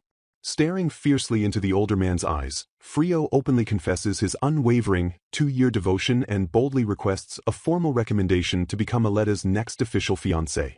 A gentle smile suddenly softens Lord August's rugged face as he admits he was deeply disappointed by Frio's previous withdrawal, having always secretly hoped he would become Aletta's husband. Reaffirming his absolute, unyielding dedication, Frio passionately repeats his heartfelt vow that he entirely refused to surrender his deep, burning love for Aletta over the past 2 agonizing years. The formidable patriarch nods with immense approval, firmly reiterating his profound, lingering desire to see the brilliant young man finally and officially join their legendary family. Calling the young man warmly by his name, Lord August enthusiastically promises to gladly propose the formal engagement to both Frio's mother and the incredibly strict Lady Oriana. Tears of sheer, overwhelming relief prick Frio's eyes as the towering Bergheights patriarch warmly praises him for never surrendering his enduring, desperate hope. Overcome with profound, breathless gratitude, Frio mentally celebrates the massive, life-altering victory of finally earning the terrifying father's complete and undeniable blessing. A fierce, unshakable determination violently blazes within Frio's tear-filled eyes as he tightly clenches his fists in pure, unadulterated anticipation. With his long, grueling path finally cleared, Frio passionately vows to himself that he can finally confess his true, absolute love directly to Aletta. Attempting to explain the chaotic mess, Aletta defensively stammers that she only tried to help. She awkwardly admits her disastrous effort was simply an attempt to wash some dirty shoes. Apologizing for always needing his help, Aletta watches Frio prepare his magic to fix her latest blunder. Frio warns her to control her tremendous strength before the repair bills inevitably get forwarded to Oriana. Promising to try, Aletta recalls the terrifying time Bernard half-destroyed the school and enraged Oriana. Shifting his focus, Frio decides he must dry Aletta's soaking wet clothes first. He firmly instructs her to stand up straight and let her damp hair down. Channeling his mana, Frio begins invoking the gentle magic of the spring wind. He commands the swirling currents to sweep the clinging water away from her body. With a sharp incantation of dry, a burst of magical wind instantly evaporates the moisture. Aletta is left completely dry and delightfully fluffy, marveling at Frio's incredible convenience.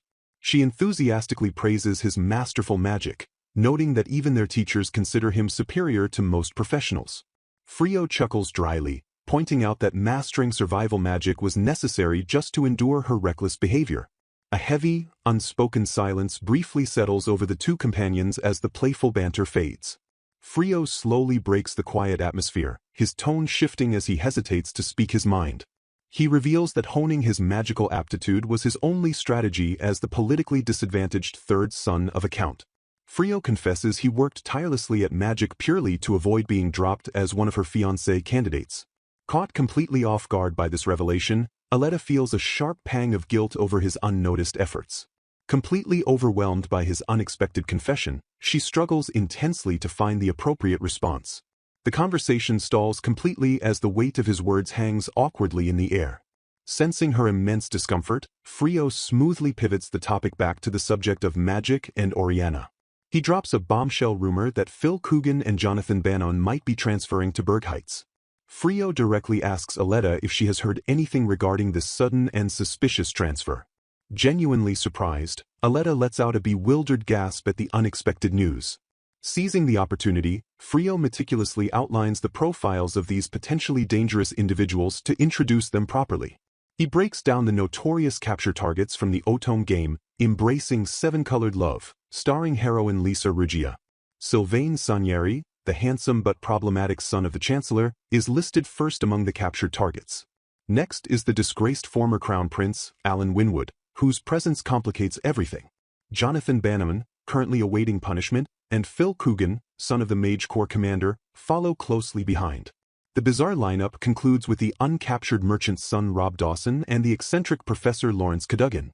Shaking her head, Aletta admits she hasn't heard a single whisper about these men transferring despite remembering them well. Noticing Frio's deepening frown, Aletta immediately asks him what is bothering him so intensely. Frio bitterly admits that he absolutely cannot fathom what twisted scheme Oriana is currently plotting.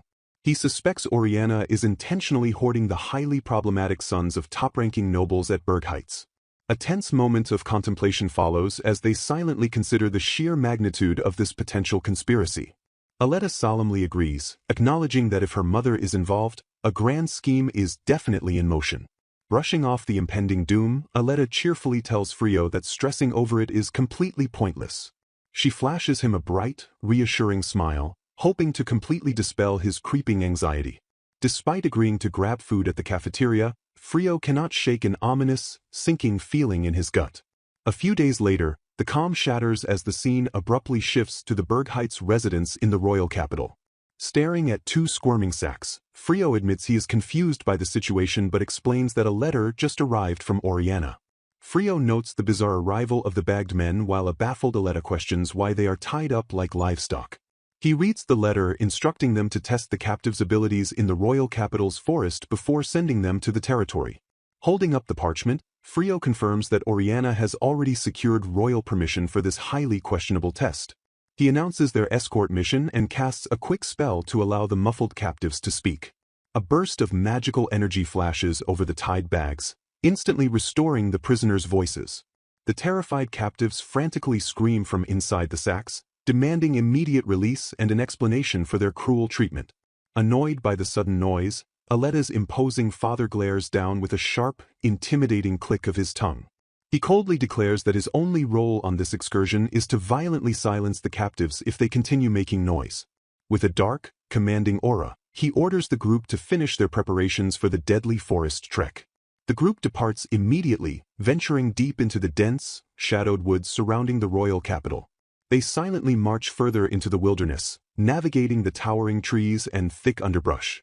Freed from their humiliating bags, Jonathan and Phil stumble forward through the dangerous terrain. Phil nervously whispers to Jonathan as they awkwardly trail behind their monstrously strong captors. Aletta observes the confused nobles wandering aimlessly and casually questions if they will actually survive this ordeal. Frio confidently reassures her that their deep knowledge of this specific forest guarantees they will not get lost. Despite his reassurance, Aletta pauses and notes that the absolute silence in the woods feels incredibly strange. She points out that they have walked far enough to encounter multiple monsters by now, yet the path remains completely empty. Frio agrees, deducing that the low-level monsters likely fled in sheer terror after sensing her father's overwhelming bloodlust. Suddenly sensing a genuine threat, Frio desperately screams for everyone to run as a massive shadow descends. Aletta hums in total oblivion, still puzzling over why her mother specifically sent them to such a weak forest. Shocked by her lack of awareness, Frio urgently interrupts her and points at the colossal beast looming dead ahead. A deafening, earth-shaking roar erupts as a massive black dragon materializes before the terrified group. The ferocious, battle-loving apex predator glares down at the fragile humans with absolute dominance. Phil and Jonathan instantly collapse in cowardly tears, wildly begging for salvation from the unbeatable monster. Instead of immediately incinerating them, the giant black dragon merely growls in mild confusion and tilts its enormous head. Aletta stares blankly at the towering beast and casually notes that monsters outside her home territory look surprisingly cute. She ponders the dragon's passive behavior, reasoning that they cannot simply slaughter a harmless creature without provocation. Struck by a sudden stroke of genius, Aletta cheerfully slams her fist into her palm and suggests taming the beast.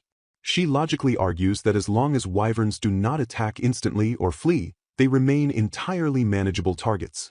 The panicked nobles scream at her complete insanity, crying that a black dragon is not something mere humans can fight. Aletta casually repeats her logic regarding manageable wyvern behavior, completely ignoring the nobles' terrified shrieks.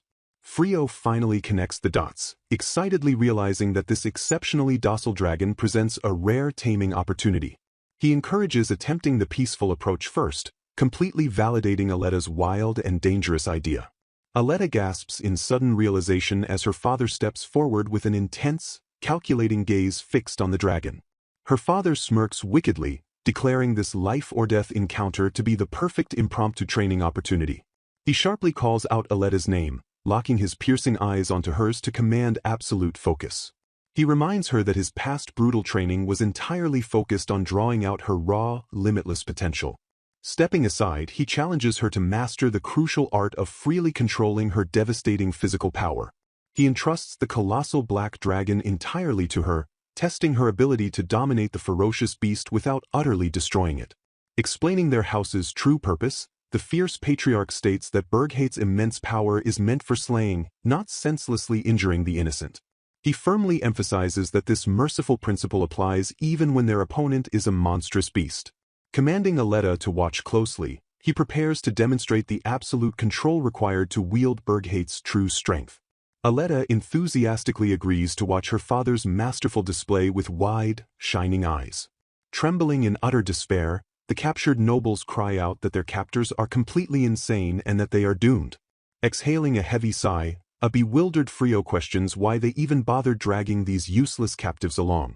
Focusing his tremendous energy, the patriarch exhales sharply as an intimidating aura erupts around his hardened body. Unleashing a deafening battle cry, the imposing warrior channels his explosive power into a terrifying stance. Roaring with unimaginable ferocity, he violently erupts forward with an earth-shattering surge of raw strength. Propelled by sheer physical might, the muscular warrior launches himself directly toward the towering colossal beast. Taunting the ferocious creature, he fearlessly challenges the massive dragon to attack him without holding anything back. The battlefield braces for devastation as the unstoppable human patriarch prepares to clash violently with the apex predator. Responding to the bold provocation, the colossal black dragon unleashes its terrifying wrath upon the tiny human. Dodging the beast's devastating strike in a flash, the veteran warrior effortlessly navigates the deadly onslaught. Smirking with absolute confidence, the battle-hardened patriarch lets out a dismissive grunt at the monster's pathetic attempt. Seizing the perfect opening, he violently twists his body to deliver a crushing counterattack against the colossal wyvern. A blinding blur of motion slices through the air as the warrior executes a devastating, high-speed martial arts maneuver. Watching in absolute awe, Aletta excitedly recognizes a completely new, flawless punching technique from her legendary father. The devastating blow connects with a thunderous shockwave, violently rocking the giant dragon's formidable armored frame. Stunned by the overwhelming physical impact, the massive beast stumbles backward with a bewildered, groaning growl. Never breaking his intense focus, the patriarch sharply calls out to Aletta amidst the chaotic battlefield destruction. Channeling even more terrifying energy, he tightly clenches his fists as he prepares to unleash his ultimate lesson. Boasting of their monstrous lineage, he proudly declares that the Bergheit's family possesses absolute, unrivaled strength. Roaring furiously in retaliation, the enraged black dragon forcefully exhales a torrential blast of scorching, deadly fire. Standing completely unfazed before the roaring inferno, the fearless patriarch meets the catastrophic flames head-on. In a miraculous display of impossible power, he obliterates the catastrophic dragon flames using nothing but his sheer, unyielding will. He sternly explains that failing to physically suppress deep demon forest outbreaks would render him completely unfit to lead their house. He cautions that normal humans rightfully fear such catastrophic power, especially since single dragons have annihilated entire nations. Emphasizing the vital importance of restraint, he passionately declares that living a life constantly feared by others is deeply tragic. Closing the distance with explosive speed, the muscular patriarch aggressively launches himself directly toward the bewildered beast. He preaches that the Bergheit's family must actively prove to the world that they harbor absolutely no malicious hostility. Determined to clear their monstrous reputation, he shouts that this brutal display is the only way to prove they are protectors. By meticulously gauging his opponent's exact strength and adjusting his damage output, he perfectly demonstrates his merciful intentions. Restraining the beast without inflicting lethal harm, he violently proves through calculated restraint that he is an ally rather than an enemy. He proudly roars that he carved out his rightful place in this harsh world by conveying his gentle heart entirely through his devastating fists. Channeling the pinnacle of his martial arts, the patriarch executes his ultimate, awe-inspiring technique known as the dragon descent. Pinning the colossal monster down, he forcefully asks the trembling dragon if it finally understands his overwhelming power to protect it. Staring intensely into the defeated predator's eyes, the merciful patriarch violently screams that he actively wants to keep it alive. Completely overwhelmed by his terrifying compassion, the massive black dragon submits entirely to the legendary warrior's crushing dominance. A stunned, absolute silence washes over the ruined battlefield as the impossible subjugation of the mythical beast concludes flawlessly. Staring in absolute amazement, Aletta marvels at her legendary father's sheer physical dominance. She realizes he could have easily crushed the beast, proving his absolute mastery over his monstrous, devastating strength. The massive black dragon suddenly flinches, sensing a desperate and fleeting opening in the tense standoff. With a dismissive grunt from the patriarch, the terrified dragon abruptly breaks free and violently launches itself into the sky. Unfazed by the cowardly escape, the grinning patriarch enthusiastically commands Aletta to immediately chase down their fleeing target. Scanning the ruined forest, Aletta frantically searches for any large, heavy projectile she can weaponize against the airborne beast. Her eyes lock instantly onto a massive, uprooted tree, recognizing it as the perfect anti-air artillery. Leaping forward with explosive power, she violently snatches the colossal trunk right out of the shattered earth. Hoisting the gigantic log over her head with terrifying ease, she firmly grips her makeshift weapon. She screams excitedly for her father's attention, warning him of her incoming, high-speed aerial assault. With monstrous momentum, she violently hurls the enormous wooden projectile high into the clouded sky. The massive log rockets upward with deafening speed, tearing fiercely through the wind like a deadly spear. Propelled by her unnatural strength, the colossal trunk surges straight toward the desperately fleeing beast. The airborne tree brutally slams into the panicked dragon, abruptly halting its desperate mid-air escape. Startled completely by the bizarre and violent tactic, Frio stares upward in sheer, unadulterated disbelief. The stunned dragon spirals uncontrollably, its massive wings desperately flapping to correct its dangerous, plummeting trajectory. Frio mentally compares this absolutely absurd spectacle to the exaggerated manga stories he used to read. Flapping wildly with all its might, the frantic black dragon barely manages to regain its balance in the turbulent sky. Utterly terrified by the human's relentless and impossible pursuit, the mighty beast realizes it cannot survive this waking nightmare. Suddenly, the monstrous patriarch materializes out of nowhere, appearing in midair directly above the fleeing dragon.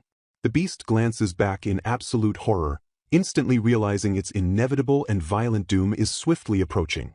The patriarch violently declares that running away will not help the cowardly predator escape his crushing grasp. Desperate and completely cornered, the terrified dragon unleashes a chaotic, garbled shriek of pure, unfiltered terror. Channeling his overwhelming aura, the patriarch releases a deafening, sky-splitting battle cry that shatters the surrounding atmosphere. His terrifying, godlike presence suffocates the beast, completely paralyzing it with insurmountable dread and panic. Staring down like a merciless executioner, he prepares to deliver a final, earth-shattering blow to the trapped creature. With a wicked, confident smirk, he powerfully swings his massive fist straight toward the dragon's armored skull. The devastating punch connects with explosive force, violently crushing the monster's spirit and defenses in a single, flawless strike. A colossal shockwave ripples violently through the sky, completely breaking the dragon's desperate and pathetic resistance. The sheer physical impact of the overwhelming blow sends the massive beast plummeting helplessly toward the forest floor. Watching from the ground, Aletta cheerfully notes that the thoroughly defeated monster is finally falling back down to them. The massive black dragon crashes violently into the dirt, entirely subdued by the patriarch's overwhelming, impossible might.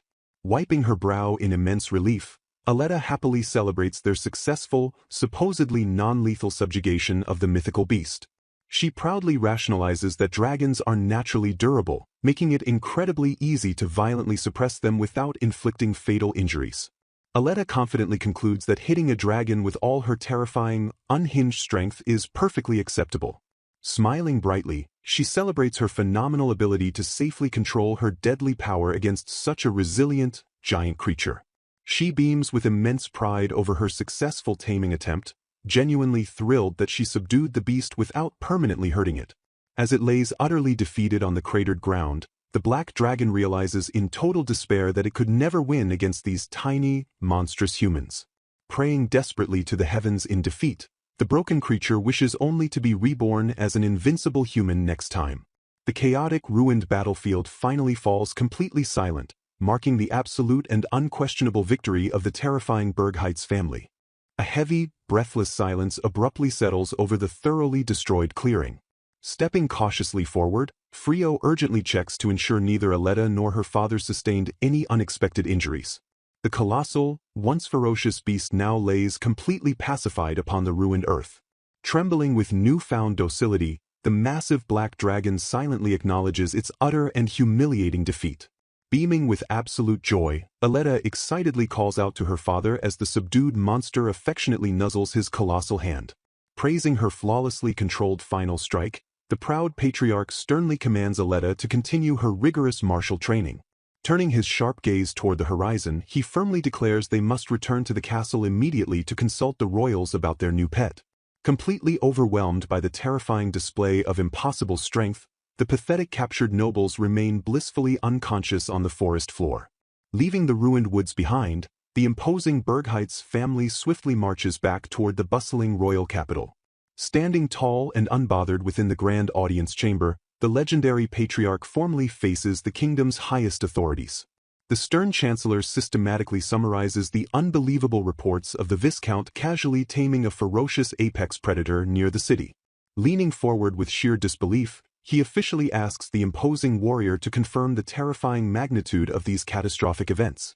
Shrinking slightly under the intense scrutiny, the the massive patriarch awkwardly admits that such earth-shattering battles are merely everyday occurrences back home.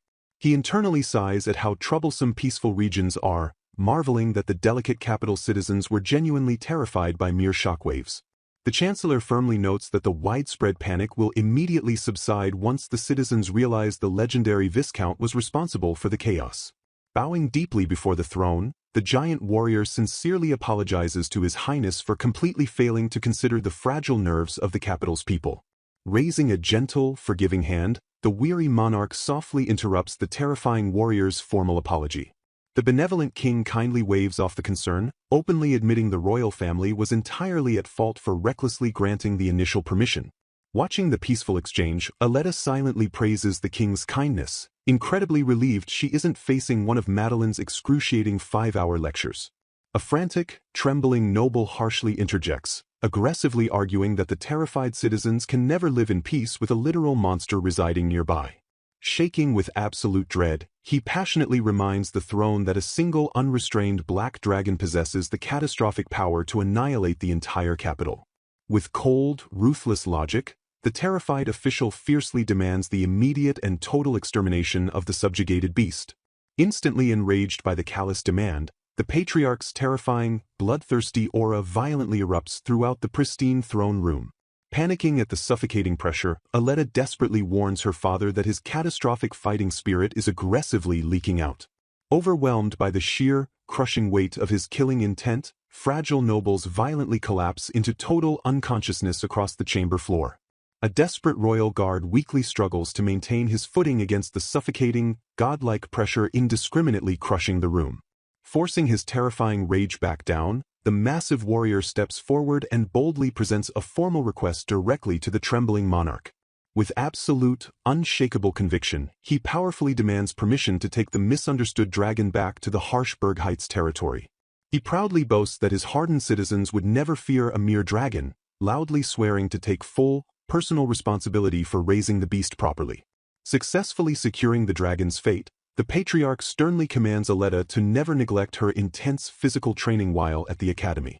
Bowing deeply with total respect, a beaming Aletta enthusiastically promises to strictly uphold her father's rigorous martial standards. The chaotic dust finally settles as 2 peaceful, entirely uneventful months swiftly pass since the capital's earth-shattering dragon incident. Standing confidently in her pristine academy uniform, Aletta happily declares that the complicated mess surrounding her broken engagement has finally been perfectly resolved. First, the treacherous Lord Louis of the Northrat family was ruthlessly sentenced to 5 grueling years of forced labor in the Bergheights territorial army. Second, the scheming Lady Rain of the Bergnera family was severely ordered to provide massive financial and supply support to the domain's military for 5 full years. Finally, the humiliated king abdicated his throne, and former Prince Alan was permanently stripped of his royal rights to serve indefinitely in the Bergheights vanguard. To completely solidify the punishment, the disgraced royal parents personally traveled all the way to Bergheights to formally apologize to the terrifying domain army. Recalling the incredibly awkward event, Aletta guiltily admits she felt terrible watching the kingdom's supreme rulers bow their heads just because of her trivial romantic drama. Meanwhile, the 2 pathetic captured nobles from the forest were unceremoniously dumped straight into the brutal domain's barracks while still completely unconscious. Watching her father's carriage finally depart the capital, Aletta cheerfully anticipates eventually returning home to properly finalize her long-awaited engagement to Frio. A figure coldly states that Frio's proposal is not theirs to decide, questioning if a proper response was even given. The response is firmly deflected, leaving the heavy decision entirely up to their mother. Silence hangs heavy as the characters process the weight of the ongoing conversation. Tension visibly tightens the atmosphere as a sharp reaction escapes a clenched jaw. A tense pause follows, letting the weight of the unspoken words settle. Anger flares suddenly as a sharp reprimand about her poor attitude is aggressively unleashed. The elder acknowledges that a direct heir of Bergheights naturally gravitates toward unyielding strength. Sternly rebuking her indifference, he points out that such a narrow focus unfairly hurt Frio. Aletta quietly murmurs her father's name as the heavy, relentless lecture continues to bear down on her. The stern presence of the father dominates the room, commanding absolute respect and attention. Her furious father demands to know how she can feel nothing despite Frio's wholehearted and selfless efforts. He sharply reminds her that at 16, using her Bergheit's lineage as an excuse to ignore people is over. Furious, he loudly declares that neglecting the sincere love directed at her is absolutely unacceptable. The father instantly cuts off any potential defense, firmly placing the blame entirely on Aletta. Frio softly intervenes, humbly stating that he does not mind the poor treatment. Shockingly, the father threatens to completely call off the engagement if Aletta maintains her passive attitude.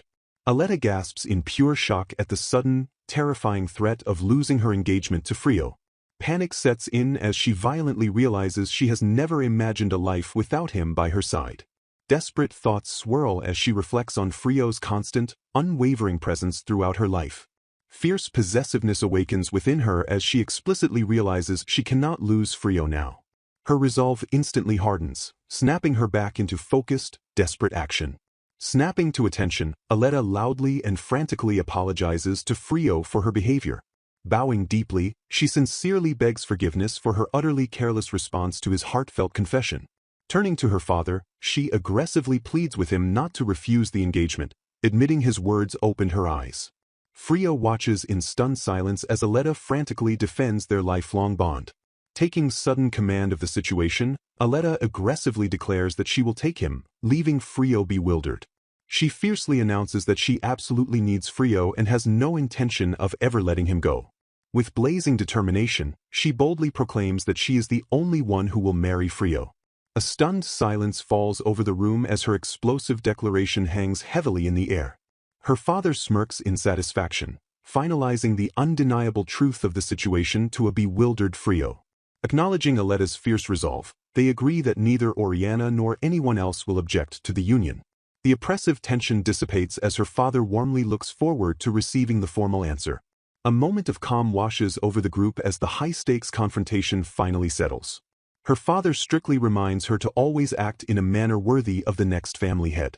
He imparts the core Bergheit's mission, urging her to fiercely cherish and protect the weak so they can smile. With a softening gaze, he delivers his final, heartfelt command for her to simply get along with Frio. Aletta responds with absolute obedience and newfound respect for her father's guiding wisdom. The scene transitions quietly as the characters reflect on the newly cemented engagement. A lingering silence beautifully marks the end of the dramatic familial exchange. A sudden, curious murmur breaks the calm, powerfully hinting at a new distraction on the horizon. A somber voice suddenly breaks the silence, directly addressing Aletta about the heavy burden of their looming engagement. Tension thickens the silent air as the characters brace themselves for the imminent, life-altering confrontation. A sharp gasp pierces the quiet atmosphere, signaling a sudden and dramatic shift in the ongoing standoff. A deafening roar violently shakes the surroundings as an unstoppable force rapidly approaches from the distance. The majestic castle towers imposing overhead while the frantic sound of galloping hooves echoes through the grand courtyard. Brushing off the mounting concern, a dismissive voice commands them not to overthink the inevitably grim reality. Confusion instantly takes hold as a bewildered murmur questions the bizarre and unexpected phenomenon unfolding before them. Realization strikes with quiet intensity, forcing a reluctant but undeniable agreement with the unfolding situation.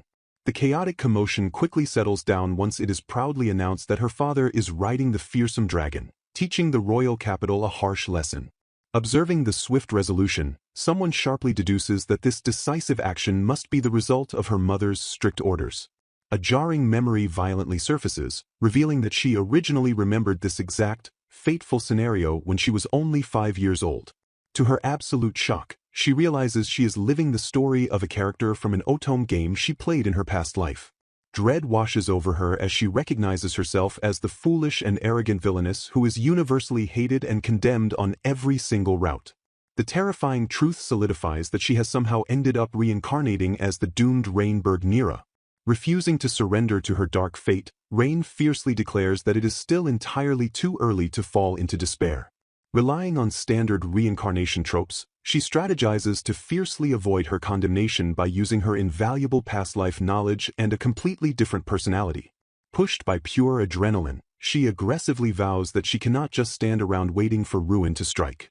Burning with determination, Rain frantically resolves to completely change her doomed future as quickly as humanly possible.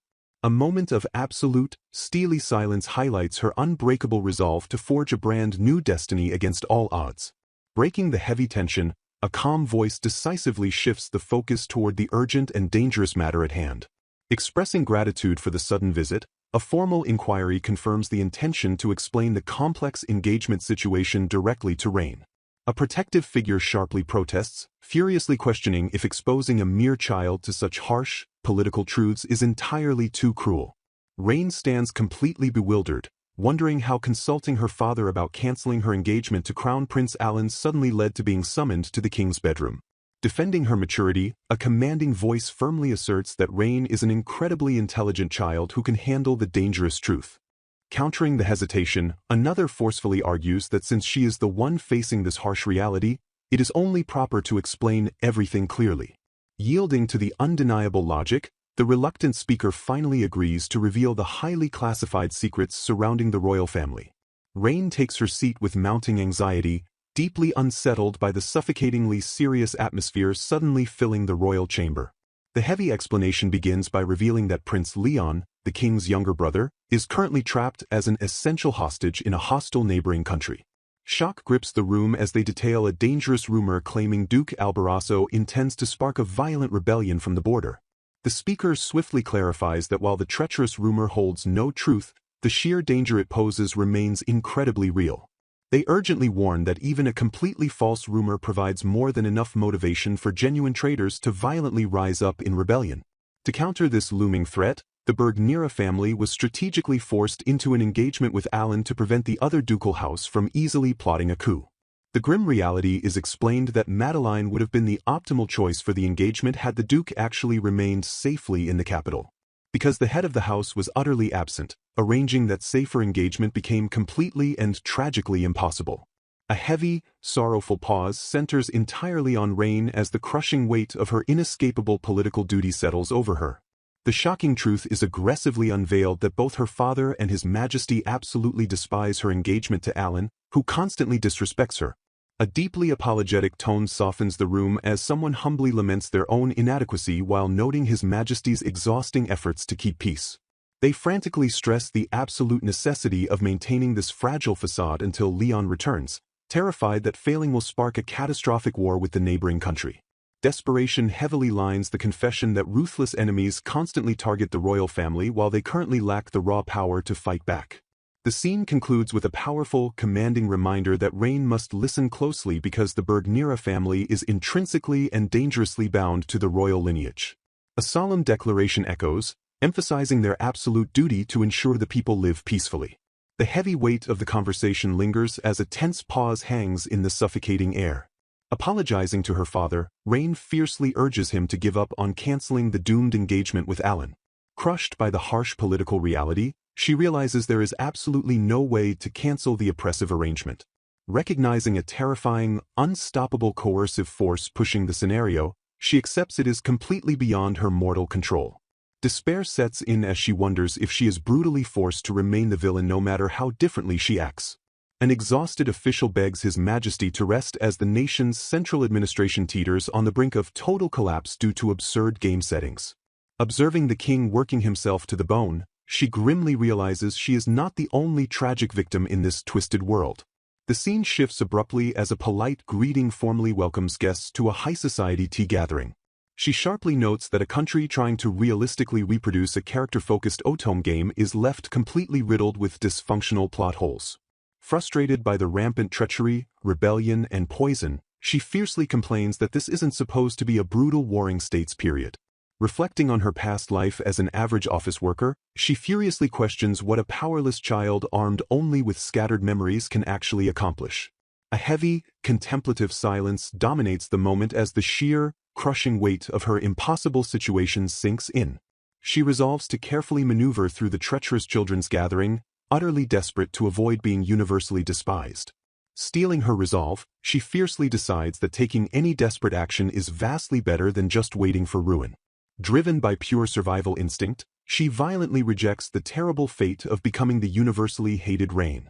A sudden time skip thrusts the narrative 10 years forward, questioning if Rain's doomed behavior was finally corrected. Gossiping nobles coldly mock her constant attempts to please others, claiming she entirely lacks the proud awareness of a future queen. The dark realization hits that Madeline is undeniably the primary villainess destined to ruin Sylvain's tragic route. Shock washes over her as she violently realizes the coercive force affects far more than just the game's main capture targets. Tension thickens as the focus violently shifts back to the suffocating reality of her daily, perilous life. The scene brutally cuts to Rain's private, overflowing office deep within the imposing royal palace. A fleeting moment of quiet frustration visually encapsulates the crushing, unavoidable burden of her royal duties. She bitterly realizes that the characters still view her as a foolish person deserving only sheer contempt, just as the original game dictated. A solemn voice calls out her name, instantly shattering the oppressive, lonely silence of her office. Startled, Rain immediately questions what brings Louis to her office at such a suspiciously late hour. Louis frantically apologizes while revealing that His Highness maliciously withheld a massive pile of work due tomorrow. The bitter truth remains that even if she desperately wanted to cancel the engagement, the coercive events only allow her to resist slightly. She mentally scoffs at the incredibly childish reality of the situation, exhausted by how petty the people involved truly are. Faced with a towering mountain of paperwork, she aggressively prepares for a brutal all-nighter while writing it off as just another cruel game setting. Louis angrily blames His Highness for the blatant sabotage, urging Rain not to apologize for supposedly troubling everyone. A heavy, exhausted agreement escapes as the sheer, unyielding unfairness of her situation settles over the dim room. Offering a gentle smile, she sincerely thanks Louis for his fierce and unwavering concern for her well-being. Louis furiously questions how someone so incredibly petty could be the crown prince, prompting Rain to quickly silence his treasonous words.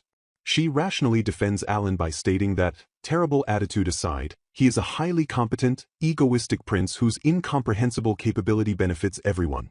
Realizing he dangerously overstepped his bounds, Louis swiftly and nervously apologizes for speaking so carelessly.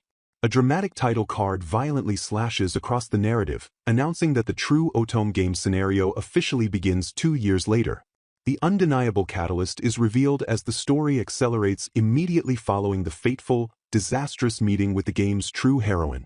Chaos erupts as Alan's irrational behavior rapidly escalates, leading him to furiously condemn Rain while blindly defending Lisa. Clinging to a desperate shred of hope, someone secretly vows that they only need a little more time to finally rescue Leon from the neighboring country. A fierce agreement is reached to hide Alan's worsening state and strictly protect His Majesty from further debilitating worry. Assigned to control Alan's chaotic behavior, Louis officially became a prestigious royal guard knight last year. Upon firmly entering the academy, the unruly prince violently transformed into a complete, unstoppable delinquent. A dramatic visual forcefully emphasizes the escalating, dangerous tension surrounding the rogue royal. She silently forgives the chaotic behavior only because she knows it strictly follows the game's undeniable logic. Louis stoically bears the heavy, dangerous burden of Alan's madness closer than anyone else. Her deep appreciation for his unwavering support slowly and powerfully blossoms into genuine, undeniable love. She aggressively denies her feelings, terrified that her deviation from the original story will violently bring ruin upon him. A heavy, lingering hesitation silently cracks her steely, practiced resolve. She desperately clings to the quiet, secret solace of simply loving him from afar without interference. The quiet weight of her hidden affection violently clashes with her doomed, inescapable reality. She vividly recalls that Alan's intended route ending famously memorializes the couple as a remarkably wise queen and king. She firmly resolves to make that peaceful ending a reality if the heroine is truly willing to accept it. The narrative rapidly advances to the highly anticipated, fateful day of the royal party. Recognizing a fellow reincarnated victim of the coercive force, she desperately attempts to help her escape the doomed narrative. Knowing the royal family constantly monitors her every move, she fiercely decides she must strip Alan of his crown prince title. Resigning herself to her dark fate, she desperately urges the other trapped victim to quickly escape while they still can. A frantic, breathless moment violently shifts the narrative focus toward Louis and the unfolding chaos. In a desperate, tearful confession of love, a plea is furiously made to be taken along into permanent exile. Sudden chaos erupts as fragmented, desperate actions completely shatter the remaining calm of the tense scene. The volatile situation rapidly deteriorates into absolute, uncontrollable turmoil as hidden truths begin to violently surface. A chilling realization brutally strikes that a fatal, completely irreversible mistake was just made in the heat of the moment. A shocked, furious voice sharply cuts through the overwhelming chaos with a desperate demand for immediate clarity. The sudden, devastating revelation that Lewis actually had a fiancé violently shatters her entire understanding of the situation. It is firmly established that Lewis is the prestigious next head of House Bergheitz who entered the academy this year. She sympathetically realizes he was cruelly forced into an unwanted engagement and mercilessly tortured by Alan's relentless madness.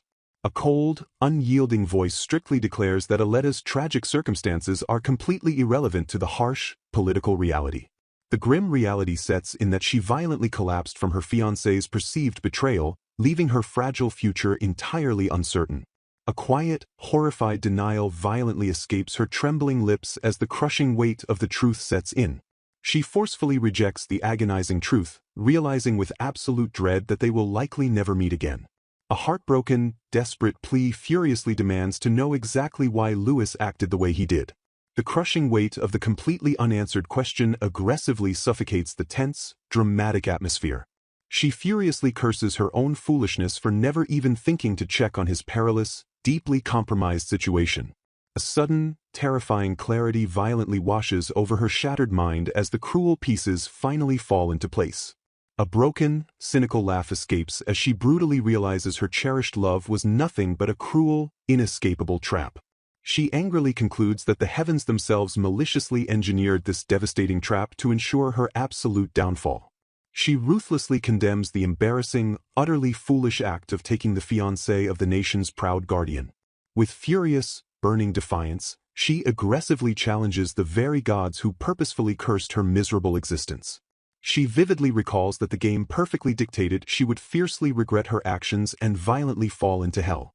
Overwhelmed by absolute despair, she desperately decides that dying is vastly better than bringing misery to someone else. A quiet moment of intense reflection heavily settles over the tense atmosphere. Agreement is sharply declared, cementing the undeniable reality of the situation. A mutual understanding is swiftly established as the grim facts are firmly acknowledged. Frustration aggressively boils over as she realizes her restricted freedom leaves her completely vulnerable to the scenario's looming tragic death. The narrative swiftly transitions as a few tense weeks silently pass by. A sudden arrival instantly shatters the fragile peace of the sprawling estate. Panic immediately sets in as she fiercely curses her inability to prepare for the sudden, last-minute guests. Steeling her resolve, she aggressively prepares to face the incoming confrontation head-on. A formal, deeply respectful greeting officially opens the heavy, unexpected visitation. Shock violently ripples through the room as the unexpected guest drops into a full, desperate bow of submission. Refusing the intense display, a frantic plea is aggressively made for the guest to quickly rise. A solemn voice formally acknowledges the immense, crushing distress previously inflicted upon Aletta. A profound and deeply sincere apology violently cuts through the suffocating tension. A heavy, pregnant silence violently lingers as the sheer weight of the apology is processed. The aggressive dismissal of the apology is swiftly interrupted by a sharp, probing question regarding the supposed infidelity. A desperate, tearful plea aggressively shatters any remaining sense of formal decorum. The frantic visitor fiercely begs for absolute salvation on behalf of the doomed Lewis. Self-preservation is ruthlessly abandoned as the guest violently offers their own life in exchange. Embracing absolute despair, a terrifying invitation is aggressively made to endure any horrific punishment imaginable. Crushing guilt aggressively surfaces as the blame is fiercely placed on an earlier refusal to completely submit. Heavy tears violently stream down as overwhelming, devastating remorse completely takes hold. A sharp, commanding voice fiercely attempts to violently restore order to the chaotic emotional breakdown. A broken, terrified whisper aggressively repeats the grim conviction of an impending, horrific execution. Piercing through the blinding panic, a calm voice firmly declares the entire situation to be a massive misunderstanding. Seizing complete control of the conversation, the aggressive pivot is made to forcefully explain the true reality. Absolute shock washes over Rain as she fiercely realizes Lewis's dreaded transfer is merely a standard reassignment.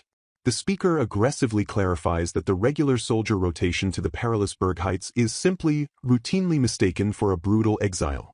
Hesitation violently resurfaces as the terrifying rumor that deployed soldiers never return is frantically voiced. The grim rumor is swiftly obliterated by the shocking revelation that the deployed soldiers simply adapt and refuse to leave. Astonishment completely dominates as she fiercely learns that countless individuals actively request permanent relocation to the supposedly deadly domain. Rain's mind completely short-circuits as she aggressively attempts to reconcile the chaotic, monster-filled battlefield with the soldiers' bizarre contentment. A fierce, unyielding vow is aggressively made to fiercely protect every single life absorbed into the proud Bergheit's family. The tense focus violently snaps back to the absolute core issue of Lewis's ultimate, uncertain fate. Staking their entire prestigious reputation, an ironclad guarantee is aggressively issued by the formidable next family head. The absolute, unbreakable promise that Lewis will fiercely survive his time in Bergheit's violently shatters any remaining dread.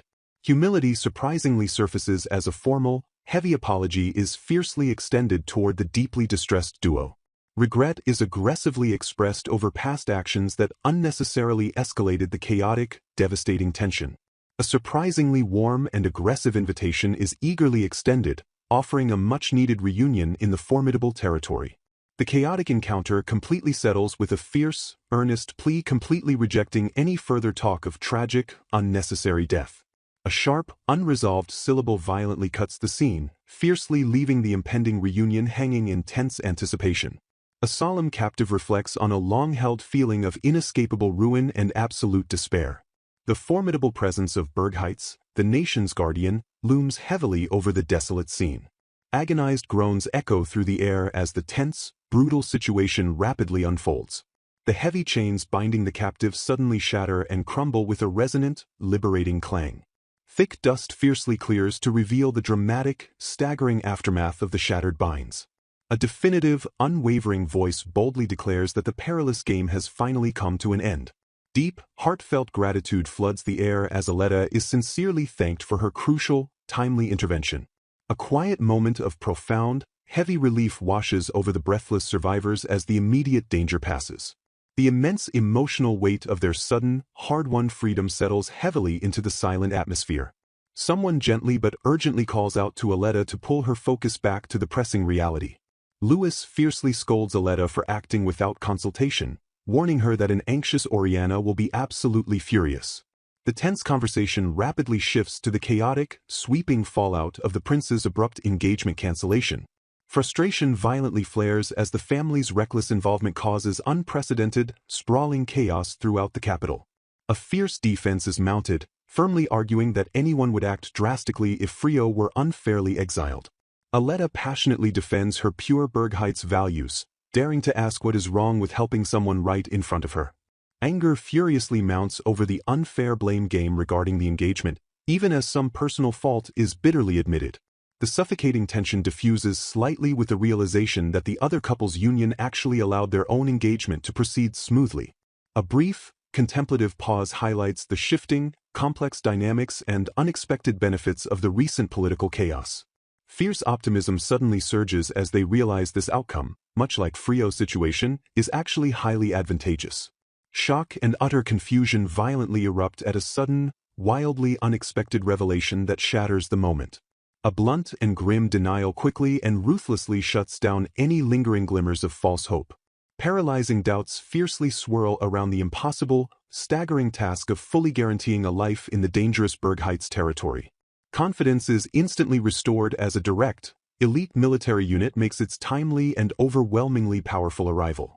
Feverish excitement builds with the perfect news that Alan is joining a legendary unit that has remarkably never suffered a single casualty. The fierce debate is decisively slammed shut with a firm, unyielding declaration that the case is entirely closed. Lingering anxiety remains regarding the intense, impending deployment of the highly formidable and deadly direct unit. The towering, imposing presence of the elite warriors absolutely dominates the tense, expectant atmosphere. A powerful, blood-pumping rally cry rings out to instantly mobilize the legendary and fearsome Unit 16. The heavily armed, elite unit members aggressively ready their weapons with a terrifying, deadly synchronization. An explosive, blinding surge of energy signals the devastating, unmatched power of the newly deployed forces. August's decisive departure for the royal capital sets a monumental, earth-shattering shift in motion across the sprawling Bergheit's territory. Absolute chaos violently erupts as a massive, horrifying monster stampede brutally breaches the territorial borders. Bloodthirsty excitement violently ripples through the ranks as they face down a massive, long-awaited beast horde. The glory-hungry soldiers cheer wildly, desperately eager to slaughter the monsters and claim endless, legendary praise. A commanding officer harshly and instantly reels in the troops' dangerous overconfidence right before the imminent, bloody clash. The hyper-disciplined warriors ferociously roar their absolute, unwavering readiness for the impending, brutal bloodbath. The savage battle begins with a ferociously explosive command to charge headlong into the monstrous, waiting fray. Deafening war cries shatter the air as the elite vanguard fiercely leaps into the chaotic, swirling stampede. Devastating, bone-crushing blows are brutally exchanged in a blinding flash of relentless, spectacular battlefield carnage. The thick dust finally settles on the blood-soaked ground as the horrifying, epic scale of the victorious battle is fully unveiled. Facing a massive horde of monsters, the warriors bravely brace themselves for a brutal, full-scale battle as enormous beasts emerge today. Surveying the wide battlefield, Gale is urgently asked for tactical orders to split their teams and successfully contain the overwhelming threat. Charging forward with thunderous footsteps, a fierce, adrenaline-fueled warrior confidently claims the absolute largest monster for himself. Weapons drawn and blood pumping, the fearless vanguard aggressively blitzes forward into the chaotic, sprawling fray. A devastating initial clash violently erupts as the fearless fighters brutally engage the monstrous, towering frontline. Screaming a blood-curdling battle cry, a warrior relentlessly and skillfully hacks his way through the dense, monstrous ranks. Deadly blades flash and thick blood splatters as the intense, fast-paced skirmish violently rages on without a single pause. A horrifying beast reels back violently from a crushing, well-coordinated strike delivered perfectly by the surging vanguard. Heavy debris flies through the air as the sheer, devastating force of the brutal combat completely ravages the surrounding landscape. Refusing to yield even an inch, the warriors seamlessly chain their devastating, lethal attacks against the towering creatures. Gregory is playfully but loudly teased by his comrades for fighting with incredibly fiery passion ever since meeting his lovely fiancée. Confirming his lethal orders with a sharp, echoing shout, Gregory flawlessly executes his next devastating battlefield maneuver. Suddenly caught entirely off guard, a seasoned warrior lets out a confused gasp as an unexpected, deadly threat rapidly approaches. Relying on lightning-fast reflexes, a fighter swiftly leaps into the air to narrowly evade a deadly, incoming projectile. A terrifyingly heavy impact brutally sends a warrior crashing down hard into the thick dust of the chaotic battlefield. Sprawled weakly on the blood-soaked ground, a wounded fighter bitterly curses as he seemingly faces his own grim end. Barking desperate, urgent orders, a commander immediately calls for a swift medic to aggressively rescue the fallen Bernard from the deadly frontline. Heavily armed reinforcements swiftly surge forward to violently cover the highly perilous extraction of their badly injured comrade. A confident warrior fiercely declares he is not as simple-minded as his little brother while rapidly preparing a devastating magical attack. Intense, highly volatile magic begins to violently crackle and fiercely gather around the completely poised spellcaster. Unleashing a blinding, roaring torrent of heat, he ruthlessly summons a massive, unstoppable column of raging flame. Commanding the hellish inferno to burn absolutely everything down, he instantly incinerates the massive monstrous horde standing before him. A cataclysmic, blinding explosion of fire fiercely engulfs the battlefield, instantly reducing the terrifying enemies to smoldering ash. Thick, choking smoke violently billows upward as the devastating, earth-shattering shockwave of the fiery blast finally settles. Witnessing the sheer destructive power of the spell, the remaining allied forces loudly rally with explosive, renewed vigor. A cool, highly composed superior offers brief but immensely high praise for the spellcaster's flawlessly executed destruction. Dylan sighs in sharp exasperation upon hearing the frustrating news that his reckless brother Bernard has dropped out of the front line once again. Dylan confidently delegates Gale's crucial support to Deliz's elite 16th unit while loudly declaring the remaining battle a mere cleanup operation. Deeply relieved, a frontline commander expresses sincere gratitude for the highly reassuring, incredibly competent backup arriving on the bloody scene. A charming warrior kindly reminds the fierce lady fighter to take care of herself above all and urgently call him if things get too dangerous.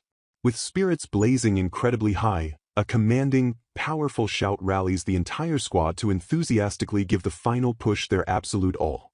Sekjia passionately and loudly roars in instant, unwavering confirmation of the highly aggressive battle command.